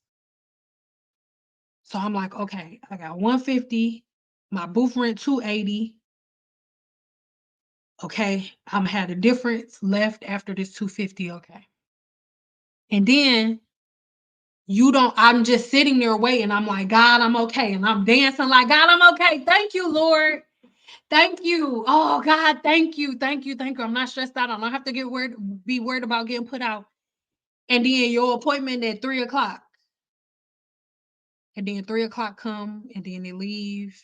And then she calling you and you don't pick up. And every minute that goes by, she's getting more and more stressed out. Every minute that goes by, she's worried more and more about where she's gonna work if they come put her out on Tuesday. And then she just goes home. However the fuck she makes it home because she don't got gas. So what ends up happening is she ends up having to call her landlord, well not landlord, but the people that are managing the studios and saying, hey, like this is what happened. And thank God that this studio that she was working at this time, the woman who was managing it was super cool. Like, I'm not playing, like, I was friends with all of the white girls, like, oh my God, because at the beginning, people were doing a lot of no call, no shows, and I had to make them feel like we were friends. Oh my God. So I would talk like this to some of them. Like some of them, like, they found out later on that I don't really talk like this. Like, I don't really talk like this. But um this lady in particular, she thought I talked like this for real. And I went to her and said, oh my God, so I don't know what the fuck is going on, but like my client like did this and I don't know what to do with my children and I just need a couple of more days. And then she said, okay. And then I was able to work it out. And I was able to make it through another week. That happened more times than I can count. So that's why she didn't let you come back. I'd never let no call, no shows come back. Why are so many people talking about dry detangling with oil? YouTube now, baby, my friend. Listen.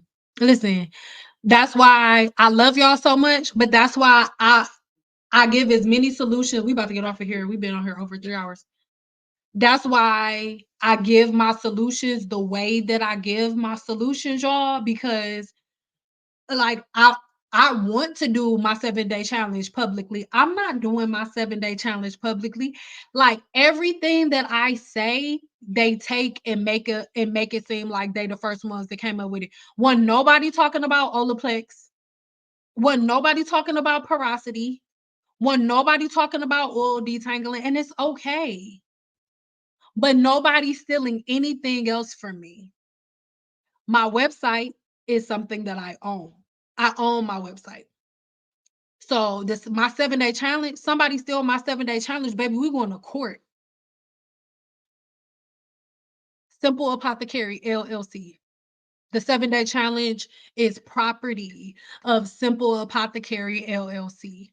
I will have none of the things that I give, the solutions that I give, nothing else is going on YouTube. Nothing. So that's why I said join my free group.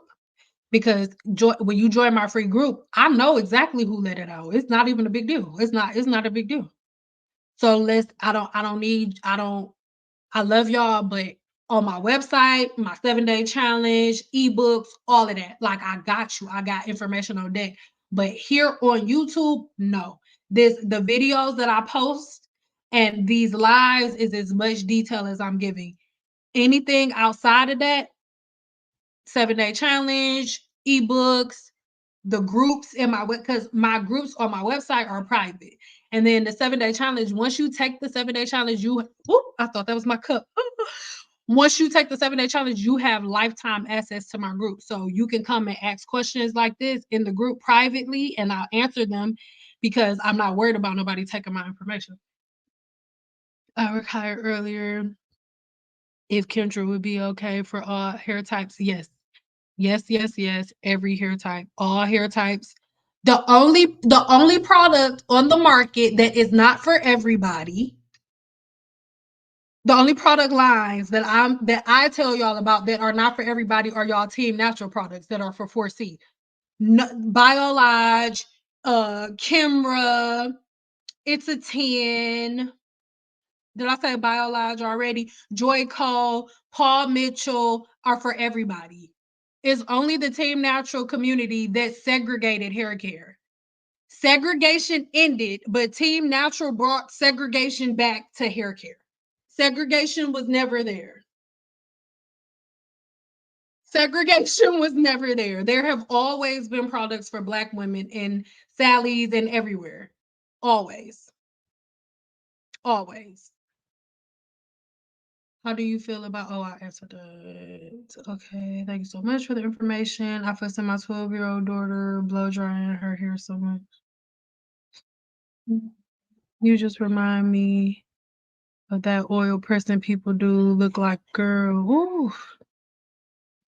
My hair came out studying for the bar exam. I was pouring coconut oil on wet hair and leaving it in for weeks. Hair was gone in weeks. Took 4 years to grow back. It just make my nipples itch, bro.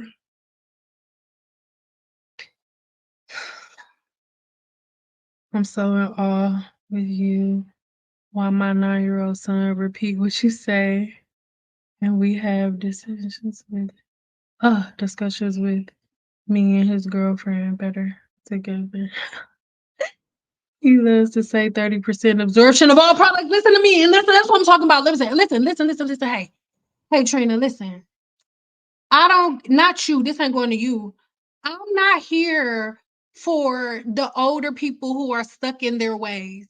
I am here because when all of this shit is said and done, and my body, my shell is in an urn somewhere, or not in an urn somewhere in the ocean, wherever my body is. Oh, baby, they're gonna be talking about me, and in a good way, not in no stupid way. Because guess what? The newer generation is not dumb. They're not dumb. They're not gonna be doing this. They're gonna be like, Mom, you're dumb. This is stupid. Mom, we're not supposed to oil our scalp, Mom. So I do it for the friends of the family. Do you have a video on coconut oil? Oh, do I got a video on girl? Do I got a video on coconut oil? Yes, I was about to go to it, but that's gonna take too much. Literally type, where's my phone? Where is my cellular phone? Oh, here it is. Hold on, I get it. Wait a minute. I have to put in the digits. Look, when you type in send out peep game, every team natural hack that y'all have ever talked about, I got a video on. I'm gonna just share my screen real quick with y'all, and then we go. No, because that's gonna take too long. Just hold on. Send out coconut. Do I gotta be one video? Coconut oil. Hold on, wait. Coconuts. Don't use that shit. Got first video on coconut oil. I got another short on coconut oil showing you how it turns into a solid and what happens in your head. Here's another video on coconut oil. I fucking hate coconut oil. Do I have a video on coconut oil? Another video on coconut oil? Girl, do I got videos on coconut oil? And then what else? Apple cider vinegar. You name a team natural hack, I got a video on it telling you not to do that stupid shit. So yes, I do. So then type in AVC send down. You gonna see me popping up talking shit like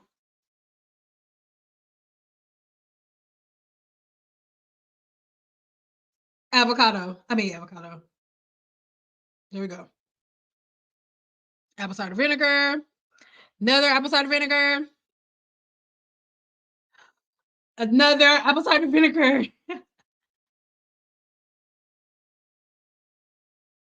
You name a team natural hack, I have a video on it. When should I start blow drying my baby hair? She's 18 months now. After her first full. I have a video on that. I'll leave it in the description box. They turned around and say they use protein treatments after piling coconut oil on the girl. Listen, have you ever heard of a screenshot scalp sensitivity when you can't do any tension? I don't know what to do with my hair. What if you have extreme scalp sensitivity? Most likely you've done something to your scalp. You have inflammation of the follicle, and you need to retrace your steps and figure out what caused you to have inflammation of the follicle. Stop the trigger, the thing that's triggering the inflammation, and then the pain will stop. I wash and condition and blow dry my 2-year-old's hair and plait it was great for a weekly thing. And that's fine when they're a kid, when they're a child, because you're not going to touch it again. You're going to leave it alone. It's going to be there and you won't touch it until the next wash day. But your mom, so her next wash day is going to be in a week. You're not leaving your hair braided and plaited for 6 months or for the girl. Don't make me stop.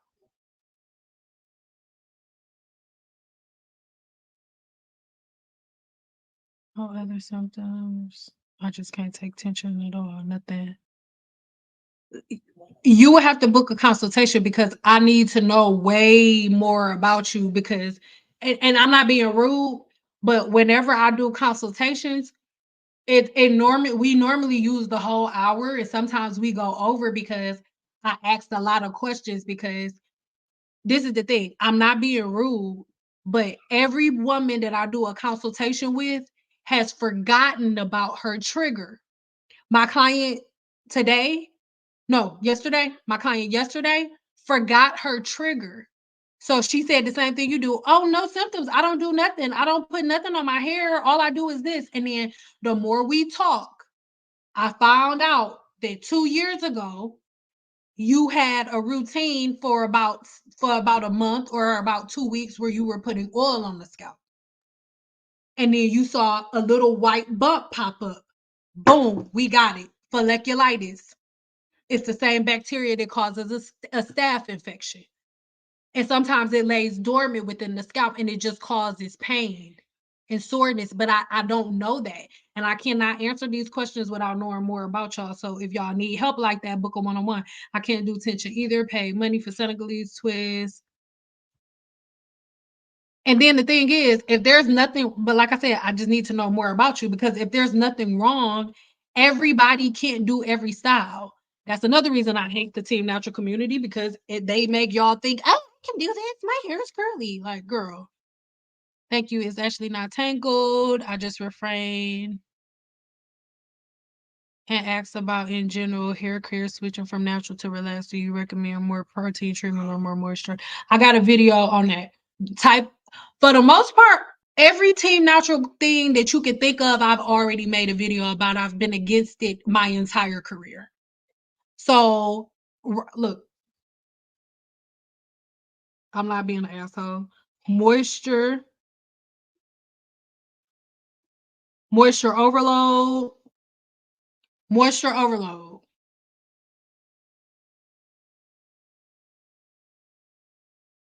How to retain moisture.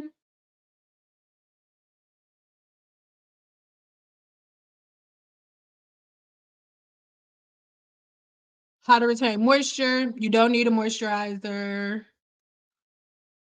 Porosity, moisture. Like, every question that is around Team Natural, I have already made a video for. I've been against it the whole time. Nothing's new. Protein breaks your hair. Protein breaks everybody's hair. You are not supposed to do a protein treatment unless you have damaged hair.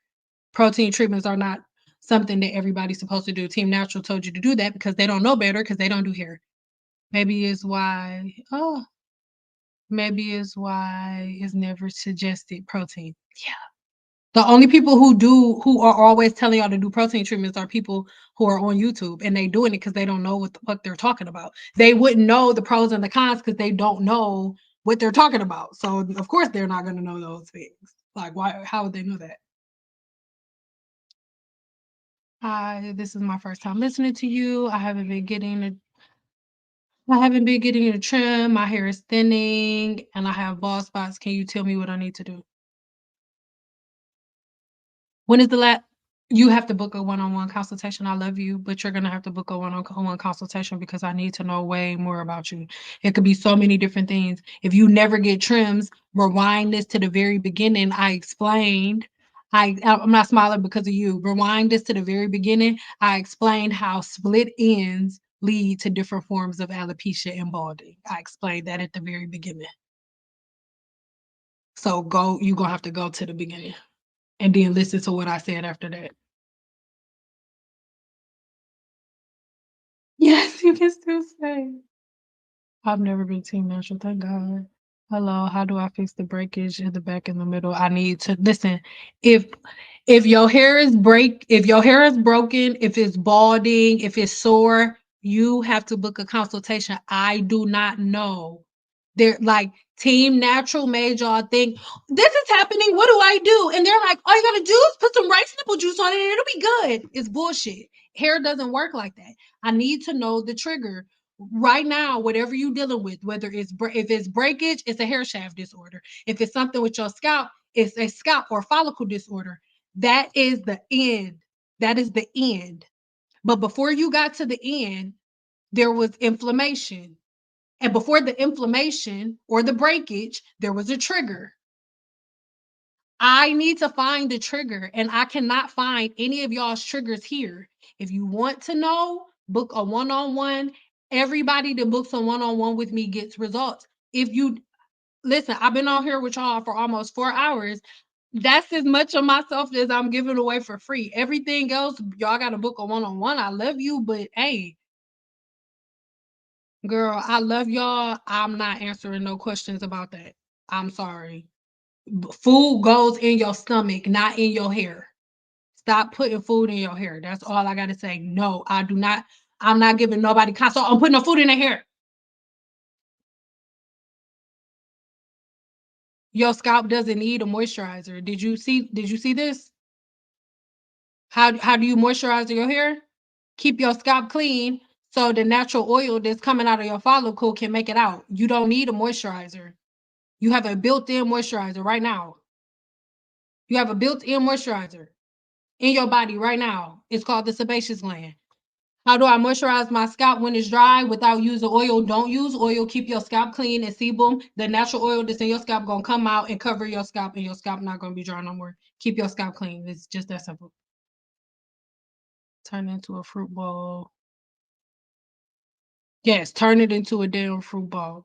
Her hair is medium and fine, and she doesn't really need anything on her scalp. That doesn't work at all. I never tried that. I'm hearing people like Cardi B trying it. Well, guess what? You look at me. If y'all look at Cardi B's life and y'all want to follow her, then go right the fuck ahead. Do what Cardi B told you to do and get the manifestation of what she has in her world in yours. I'm sorry, I'm not talking about nothing. I'm about to start skipping over comments. We about to go. I think we about to go. I book a consultation. Thank you so much, baby. I got you. Like, book the consultation. I'll tell you exactly how we got there, how to fix it, what to do. Hey, seeing someone asked if wigs and sew-ins. I have one in right now. No, do y'all do me a favor? Somebody do me a favor.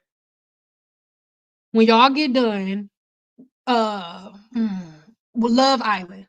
It's on Netflix. Go watch Love Island, right? And go watch an episode where they get in the pool.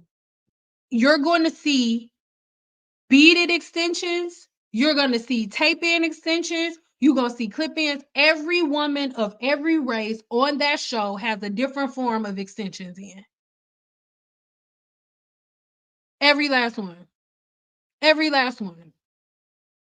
Every last one. In previous videos, going to do crochets back to back. What's the difference? A crochet braid, the first with the thread that I use personally with a sew-in is made of silk.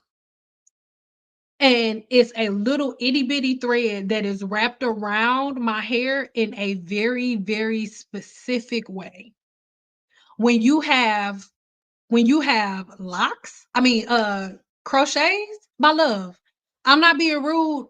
Why are we comparing a sew-in to crochet braids? The diameter of thread and the diameter of a crochet braid are drastically different. Like the diameter of thread is like, I don't have anything. It's thin like this. But your crochet braid is the diameter of your finger. And it's not made of silk. It's made of a whole nother material that's going like this on your scalp for as long as the braids are in. That's the difference. It's nothing alike. It's nothing alike. I think that's why most women are bald with no edges because they wear wigs back to back. That's just like when people come over here like, oh, you always wear wigs. Like, shut your weird self up. No, I don't. Like, you don't even see me all the time. You don't know me like that.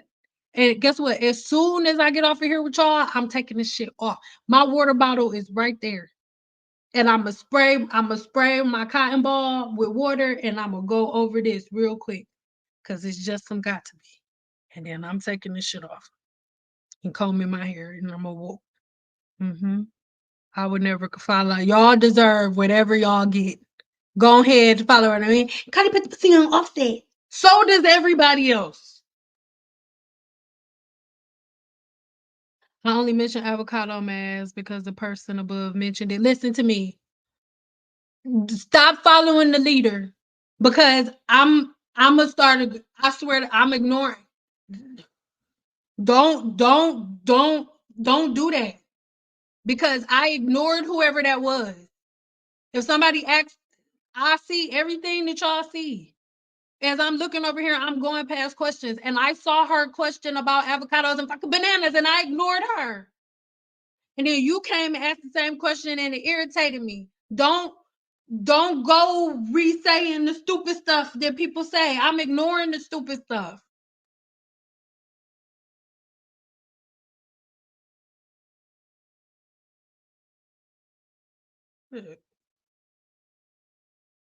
She was just the person who went viral for getting the most people to like. Thanks. I'll be looking into consultation as well, but I'll check out the videos in the meantime. Yeah, just binge watch my videos. I've literally made every team natural hack that y'all like, I hate, and I've made a video about it and saying why I don't like it and what you need to do instead.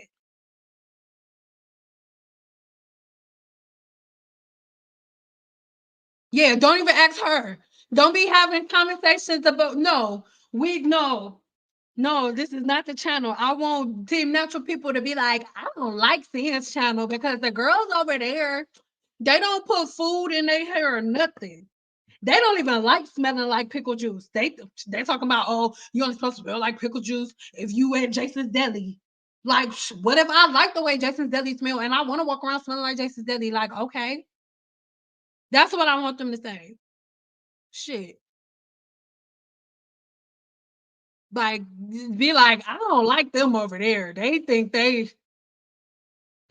too good to smell like nipples, to smell like rice nipples. They think they too good to smell like booty cheeks. I don't like them. So I love y'all so much. So are you a straight natural? Yes, ma'am. Yes, ma'am. And the reason that I chose that is because with hydrogenated superativa, which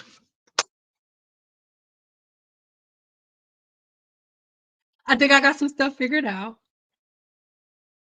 And I'm gonna tell you about it in another video with HS and stuff. Anyway, with HS, my body produces way too many hormones, right? So with HS, one of the things is my body over produces estrogen. Like I produce too much estrogen. And my body sometimes when it goes to release some of the hormones, if I add any artificial hormones, it ends up like triggering my HS. And then on top of that, my body can fight HS off, right? But not if I'm killing the majority of my good bacteria. So one thing that I learned, well, I learned this years ago, but one thing that I learned was, and it's not, they do it for us, but still, like, they still have to piece things together, and like scientists have to learn more and figure out how to do other stuff. But you know how they put antibiotics in your meat, right? And they have to do that because if they don't put antibiotics in the meat, by the time you get to it, it'll be rotten, and you know what I mean. Like, so especially if it's like frozen, but your gut, or not even just your gut, like within your body is a city. And when scientists did their research, their studies showed that like there are millions and like and that's why I'm so passionate, because I just want y'all to understand the complexity of you. Like you are so magnificent. Like you're so magnificent. Like right now, talk about a host. Talk about God. Like right now, there are millions of different bacteria in your gut, millions, right? So when you, and they do so many different things in our body, like scientists are still learning like more different bacteria that like they haven't even had the time to properly research what all of these different bacteria within our bodies do. But when you eat meat that has antibiotics in it, antibiotics is killing bacteria, and it's killing all bacteria, good and bad bacteria. So if it's killing all bacteria, good and bad bacteria, it's also going to kill your good bacteria. So the way that works against me, because my body already produces too many hormones, which causes so many different things. Like that's why my skin is so oily. That's why my hair is so oily, because my body produces too many hormones. So my body's all like, is all, I don't know why I'm about to cry. Like my body's always fighting against itself. So I all if my body is fighting against itself if I ingest artificial hormones, right? And antibiotics, because my body is, HS is called hydrogenated superativa. I got videos on it. I'll leave link in the description box. So when my body is fighting like all of the different gut bacteria and everything that's in my body, all of the different good bacteria and stuff is all fighting against the overproduction and everything that I have going on. But when I eat food that has antibiotics in it, the antibiotics that are in the meat, you literally are what you eat. So I then eat the antibiotics that are killing the bacteria in the meat that I'm eating, and they don't stop killing bacteria. They just go into my body, and the antibiotics that were in the meat, keeping the bacteria from growing in the meat, are now killing the good bacteria and the bad bacteria in my body as I'm eating. So that puts my body into overdrive because my good bacteria, I need all of my good bacteria to fight what's happening in my body with HS. That's why most of the time, like my hair is up and I don't give a shit what nobody said. Like, oh, we can't listen to you because your hair. Well, don't listen to me then. I don't care. So anyway, that's why I keep my hair in certain styles that doesn't have my hair, my body like sweating and stuff that much. So anyway, when I eat meat that does not have antibiotics in it, like, and I was just excited because I went to Sam's and I'm always at Sam's, but I don't be going over there by the meat like that. I mean, I do, but I don't be paying attention. I really don't. So today I was paying attention and they had this new brand in there, and I asked them, they were like, "Oh yeah, that's the new one we're keeping in here." And it is they don't put any anti and they don't any antibiotics or any artificial hormones or anything in the chicken. So I'm trying that out and I'm gonna see how that works. Because even though, and then another thing too, like before I used to have like I will always have to wear black because I would have all of these boils that will bust under my arms and stuff, and it would just be horrific. So I learned how to keep it at bay, but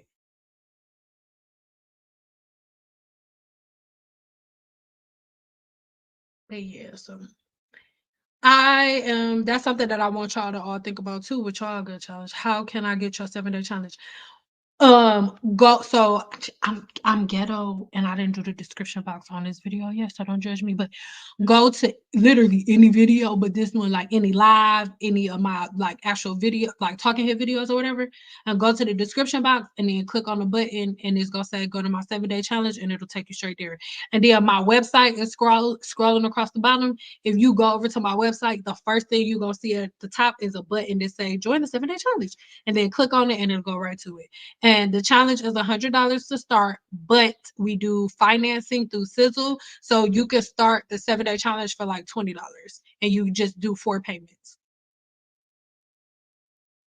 Okay, so I have HS. My OB helped me put in remission. So no. So I was just explaining to people what it is. I'm not having outbreaks, but the reason that I said that is because if I don't eat meat, period, and no animal products, I don't have any outbreaks whatsoever. But sometimes a player wants to eat some chicken. So I was only sharing that because I found a way that I can eat some chicken. And I get that, but I just don't I just don't want to be on any medications. I don't want to have any surgery. I don't want any glands removed. So that's why I do it like that. Gut health is like number one. Oh my, an antibiotic almost killed me. I had a gut transplant. Yep. Yep. It's so crazy like how serious that is though. It's my pleasure. I love y'all so much. All right, I'm about to go, y'all. Yeah, but that's so like if you're ever a person who's like, why does she keep cutting her hair? Why does she keep and I'm gonna show you this. This is what hydrogenated superativa looks like in the scalp. But I because of the things that I do know, I'm able to keep it at bay. But this is what HS looks like in the scalp.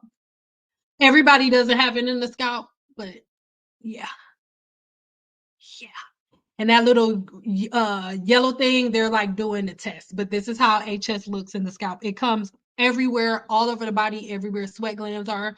So like, but my active spot is right here, and then like back here in the middle of my head.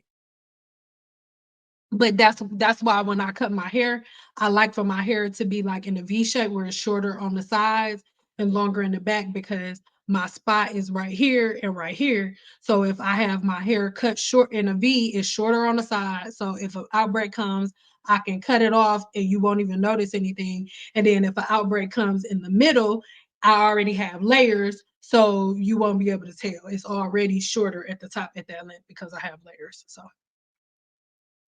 hope that makes sense. Hope that makes sense, Rooney. Fresh and truly. Have you spoken about skincare as well? Yeah, we'll talk about it. I haven't talked about it today, but we'll talk about it one day. Nope, because I don't even know what that is, so I'm not about to play. I sure haven't, and if I did, I didn't know I was eating it. I love grass-fed beef for that reason. I can't tolerate any animals that are fed on corn or soy. Yeah, that's what we trying to. So like that and grass-fed meat just to see if I can do it. Like because I know I can get sweat glands removed and be in remission or get on, and but I don't want to. It's just not. I don't want to do it like that. I don't even take. I don't take drugs when I'm cramping. I drink tea. I'm one of those people. Thank you, Bill, for putting the challenge up. You're welcome. Oh yeah, I know why I brought it up. I love you guys. All right, so we're gonna head off here. We've been 10 minutes. We've been on here for 4 hours. Oh, thank you. I love you guys. Thank you. So yeah, speaking of my hair, we have an update coming soon. Length check. That's gonna be either tomorrow. Yeah, that's gonna be tomorrow's video. But tomorrow night, I won't be going. I was about to lie. I don't know. I fucking around and say I told y'all yesterday that I wasn't going live, and I'm on here today an hour longer than I was on here yesterday. So yeah, no drugs for me. I can tough it out. I can tough it out. Hollow meat is killed in a certain way. And also the animals are raised in a stress-free environment. Oh, thank you. I'm about to try. I never, cause I'm like, halala. What type of meat is that? Halala. Halala. Halala. How you say that? Halala.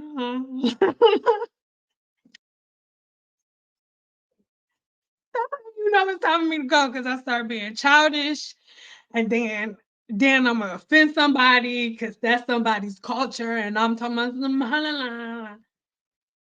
I'm gonna have to look up how to okay, so if you book your one-on-one, we gonna talk about it because what's crazy, I had to learn more because I know about hair and stuff. I know damn nutritionist. That ain't my job. The hell. I want to think I'm a chef, but I'm not one. I stay in my lane. But I had to learn a little bit more about it. And I'm like, wait a minute, because they try to make you believe that like only vegetables will help, but vegetables really be trying to kill you though. Like certain green vegetables, you eat them and they be trying to kill you, like because they don't want to be eaten. So I'm gonna try. I'm a.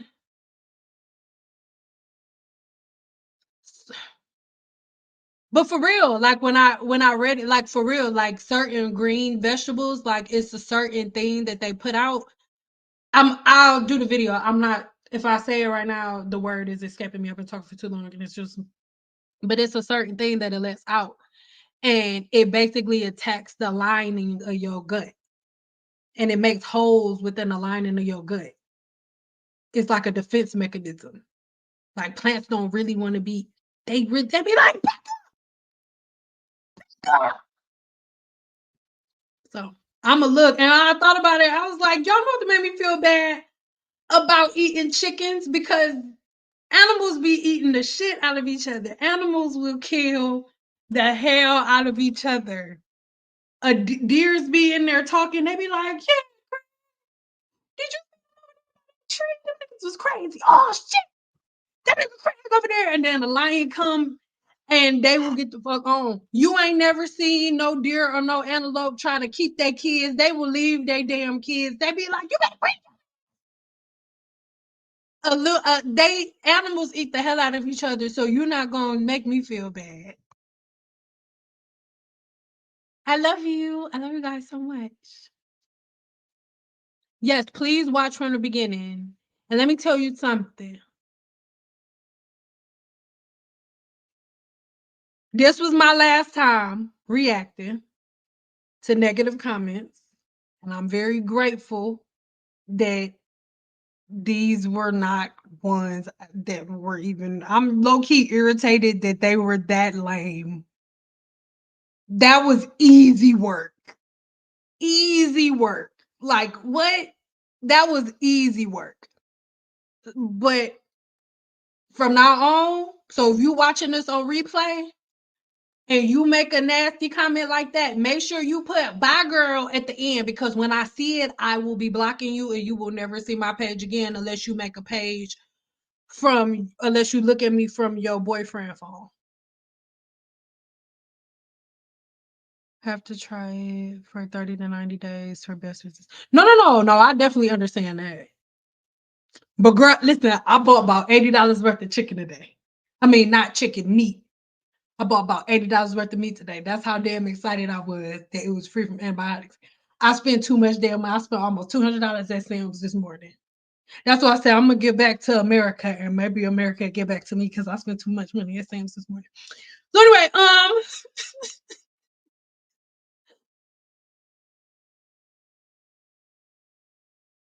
is pray over meat that has been sacrificed a certain way. Okay, well, never mind. Don't be, girl. I was gonna do my research anyway, and I was gonna be like, I ain't Muslim. I'm not from Islam. I'm not about to be making no shamalama meat. I'm late to this live, but next time I would like to hear recommendations for Team Natural. So far, I've heard what not to do with it. Listen, hey, I just said I'm a black people. All you hear is what not to do. That's because you ain't been listening to nothing. We've been on here for 4 hours. Rewind it.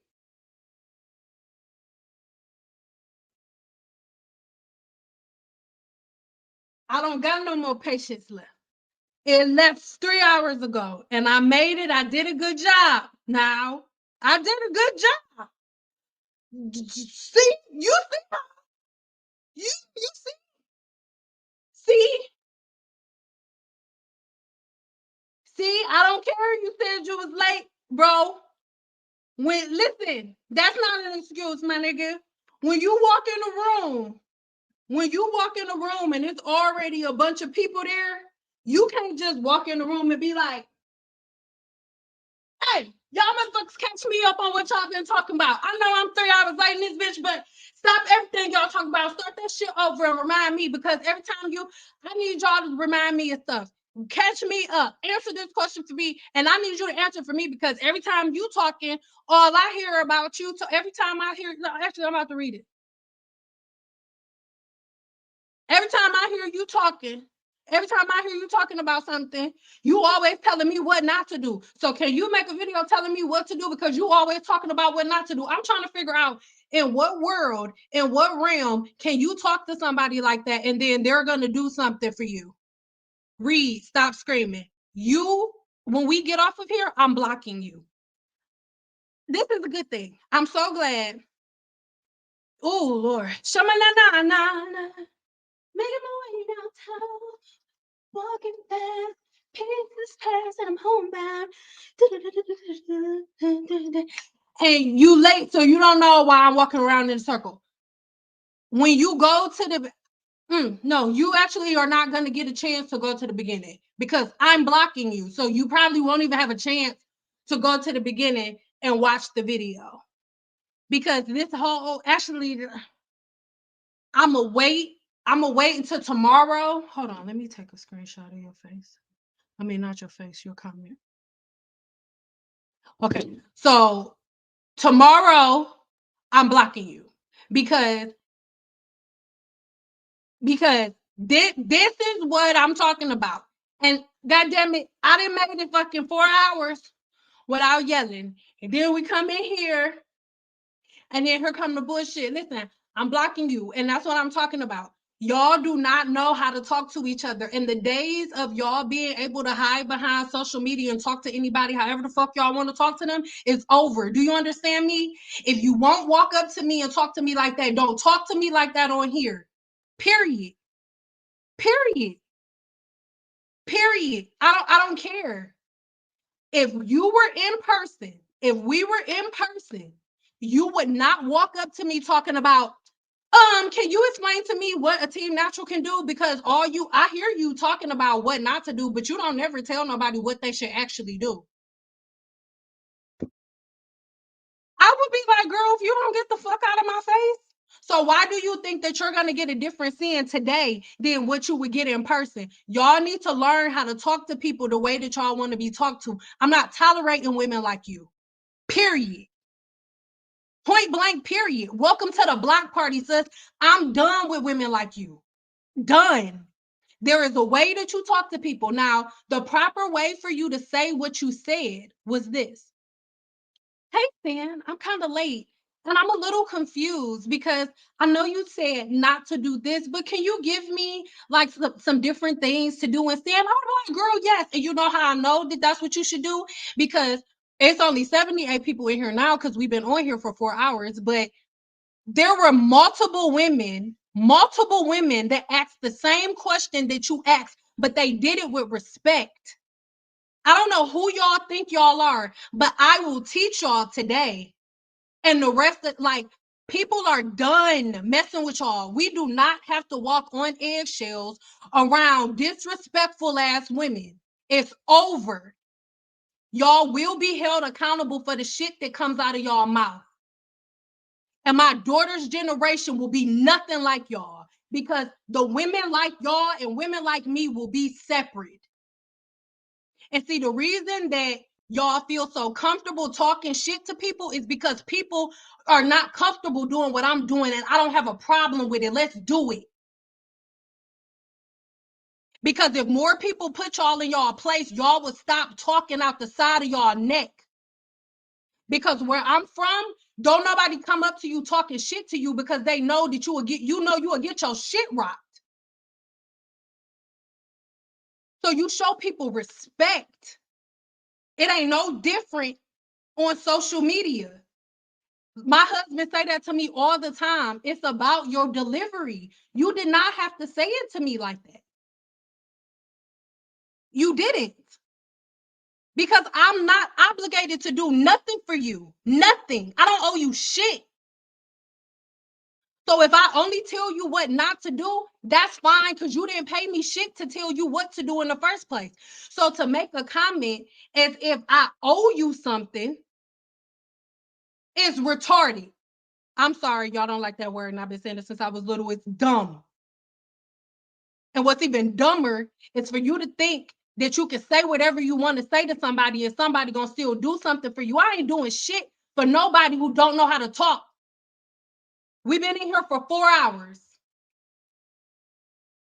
Don't shoot if you don't want smoke. I'm sick of y'all. That's why I said if I do one-on-ones, and I'm not saying that, but if I do come back, I wish there was a way to say, if you're not from New York, if you're not from Chicago, if you like certain places like that, I don't want you. I don't want to talk to you because somebody that's from where I'm from, when they shoot, they're expecting smoke. Women who know how to speak that are from where I'm from, they talk to you how they want to be talked to you because they understand that if you come at them with disrespect, you will be met with disrespect. But for whatever reason, y'all think that y'all can disrespect somebody and somebody gonna turn the other cheek. Nigga, try Jesus. Don't try me. Don't. I'm not playing with y'all. I'm not. I am not here for disrespectful and soft women. I'm here to destroy the very foundation that y'all fucking stand on. And I mean it from the pits of my soul. Because every problem that Black women are in right now is under the feet of a Black woman who cannot take accountability for her shit. And you're not going to disrespect me. Period. There's no ifs, ands, or buts about it. And I'm not gonna humble myself. I'm not gonna turn the other cheek, and I'm not gonna make myself easily to be disrespected. Okay, all right, guys, that's it. So, so sorry for because I think my husband just texted me and told me to calm down. Yeah, he did. He said go eat. So I love you guys so much, and I'm so sorry for the ending part. I told you guys that I did a really good job. That last part that just happened is the moderator's fault because the moderator should have saw her. Kitty Cake, you should have saw her, and Kitty Cake, you should have blocked her, and then that side of me would not have came out. And we wouldn't have to worry about that. But I am a Cancer, Sun, and Moon, but I am a Gemini rising, which means shit can get really nasty really fast. And then it can get switched back over to prettiness really quick too. So yeah, I love you guys so much. And um I did good. I went 3 hours without 3 hours. That's good because before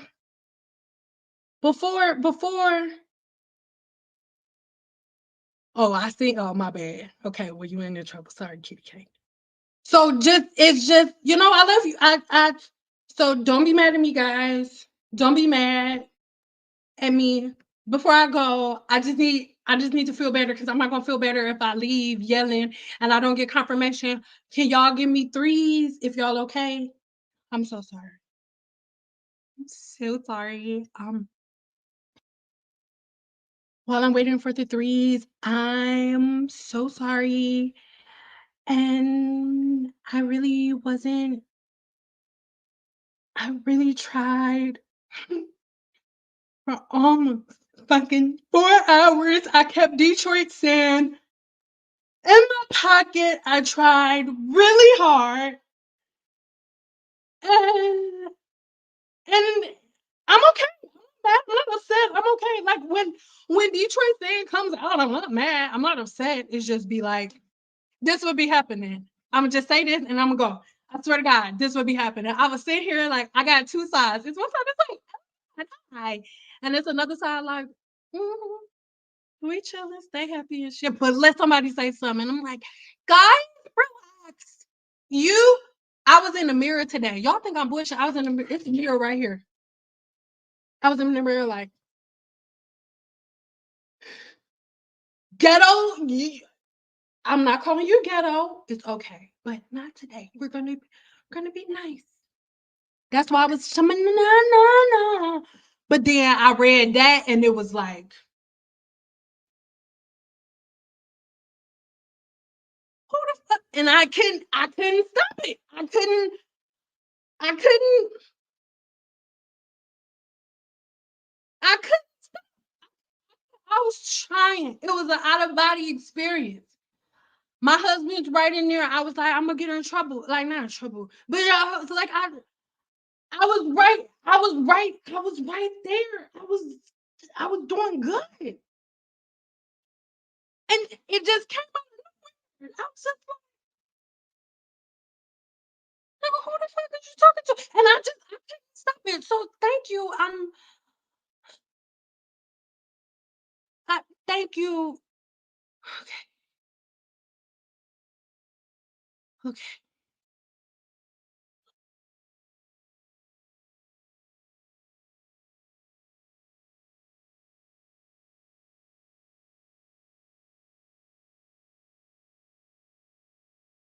But I didn't have no, it was, I think what happened today, I think what happened today, I think what happened today is I've been keeping that side of myself buried for 4 hours. Then I was like, fuck that shit. So anyway, love you guys. Um, yeah, love you guys. See, my management side is all about the delivery, you know. Um, I love you. Okay, because I didn't see y'all comments while I was going. Okay, so y'all wasn't judging me. Oh, y'all are ratchet too.